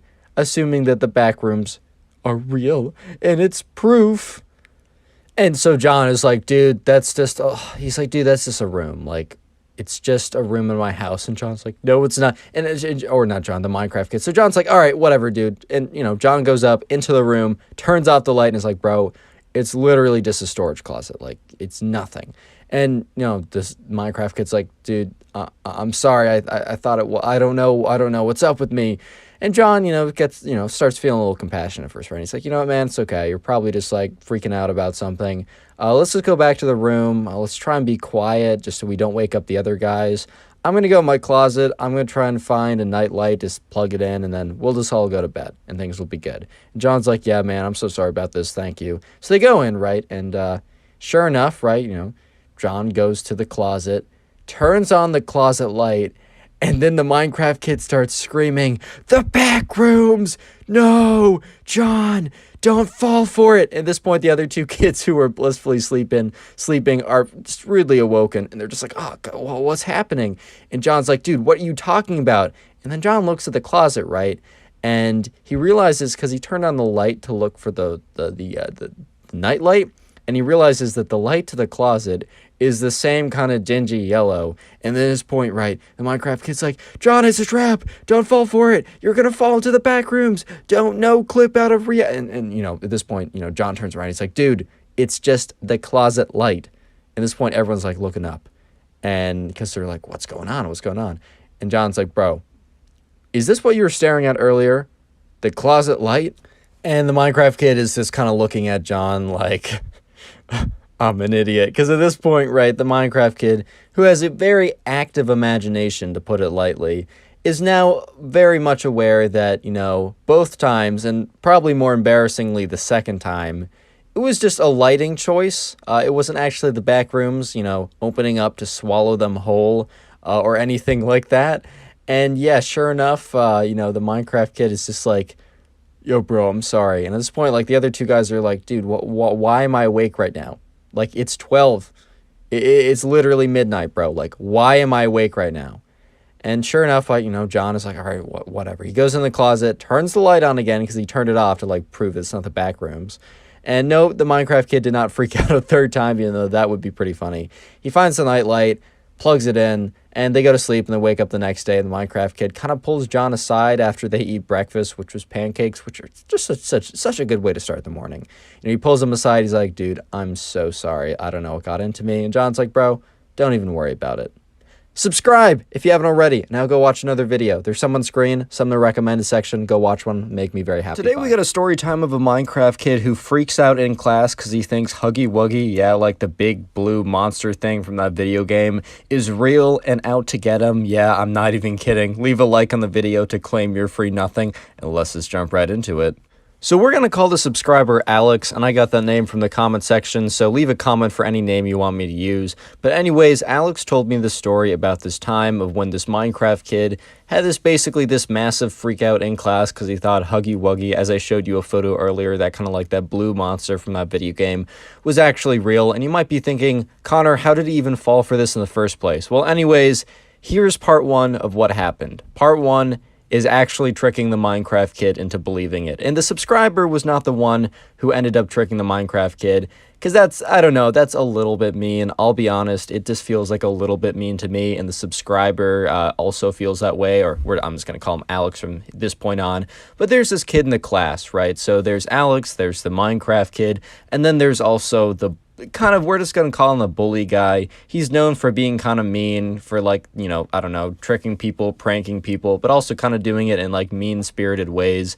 And in part one of this story, essentially what happens is, right, the bully guy, he's bored one day, and he knows the Minecraft kid is kind of gullible, and he's known as the Minecraft kid because he plays a ton of Minecraft, and that's kind of his personality, which, you know, when you're in second grade, which is what grade they were in, man, like, I don't know, it's a cool game. That's fine if that's your personality. But anyways, right, one day, the bully was kind of just like chilling in class, and he was getting bored, and he wanted to mess with someone, and he knew that the Minecraft kid was pretty gullible, and, you know, he was like, you know what? Let's try and convince this kid about that, you know, Huggy Wuggy is actually like a real thing. You know, for me, back in the day, for a little bit, I believed in this thing called like Bloody Mary. Essentially, back in my day, there was a little legend going around that if at 3 a.m., yes, before 3 a.m. became kind of a meme, if you went into your bathroom mirror at 3 a.m. with the lights off and said Bloody Mary's name 3 times, she'd appear behind the mirror and then end you. Like, it was something like that. I know that sounds really dumb, but bro, I was in second grade and I kind of believed it.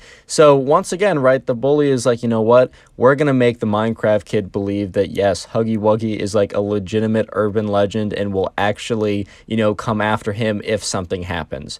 And the bully kind of doesn't just want to scare him a little bit. He also wants to embarrass him in front of the whole class.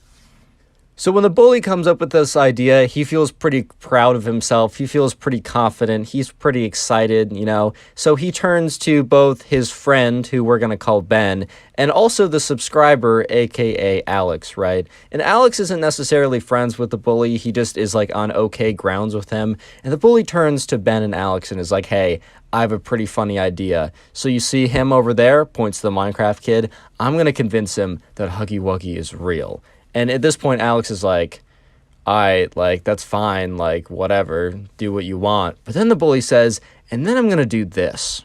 The bully goes on to explain to Ben and Alex that he's going to tell the Minecraft kid that Huggy Wuggy will only spawn when a teacher talks about something called the Black Death. If you don't know, that was something like the Black Plague or whatever. That was something that happened in like the 1600s or maybe earlier, I kind of forget, where there's a disease that wiped out a lot of people on the planet. And the bully knew that they were really close to covering it in history class. And he was going to explain to the Minecraft kid that across schools, across the country, right, that talking about, like, you know, the Black Plague or the Black Death or whatever was banned because the teachers knew it would spawn, like, Huggy Wuggy, this evil creature or whatever, which sounds ridiculous, but man, they were in second grade. And essentially, the bully was going to, you know, show him, try and convince him of, you know, Huggy Wuggy's existence, and then tell him if the teacher, you know, says anything about the Black Death or the Black Plague, he will spawn and, you know, end us all or whatever, knowing very well that the teacher was about to hop onto a unit about, like, you know, the Black Plague,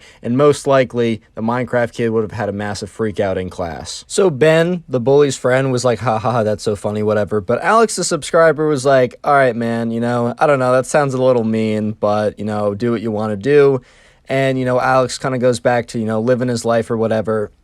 But, you know, he is close enough to, you know, both the Minecraft kid and, you know, Ben, or not Ben, but the bully guy, to hear what the bully says to the Minecraft kid to try and convince him. So anyways, right after that conversation, the bully goes on his phone and finds some kind of like scary video of like a clip from the video game where Huggy Wuggy like jumps out and attacks like the player, but make sure not to show that it doesn't show any part that, you know, I don't know, shows that it's in a video game or shows that it's a YouTuber. So he goes ahead and he goes on this like downloader app. He downloads the video from YouTube and he cuts it so it's just like, you know, the Huggy Wuggy jump scare or whatever. He's like, all right, this is my proof and I'm going to go up to the Minecraft kid and try and convince him. So anyways, right, the bully does go up to the Minecraft kid and the bully's like, man, I got something really, really important to tell you. And the Minecraft kid's like, oh, bro, what's up? Like, what's going on? He's like, hey, man,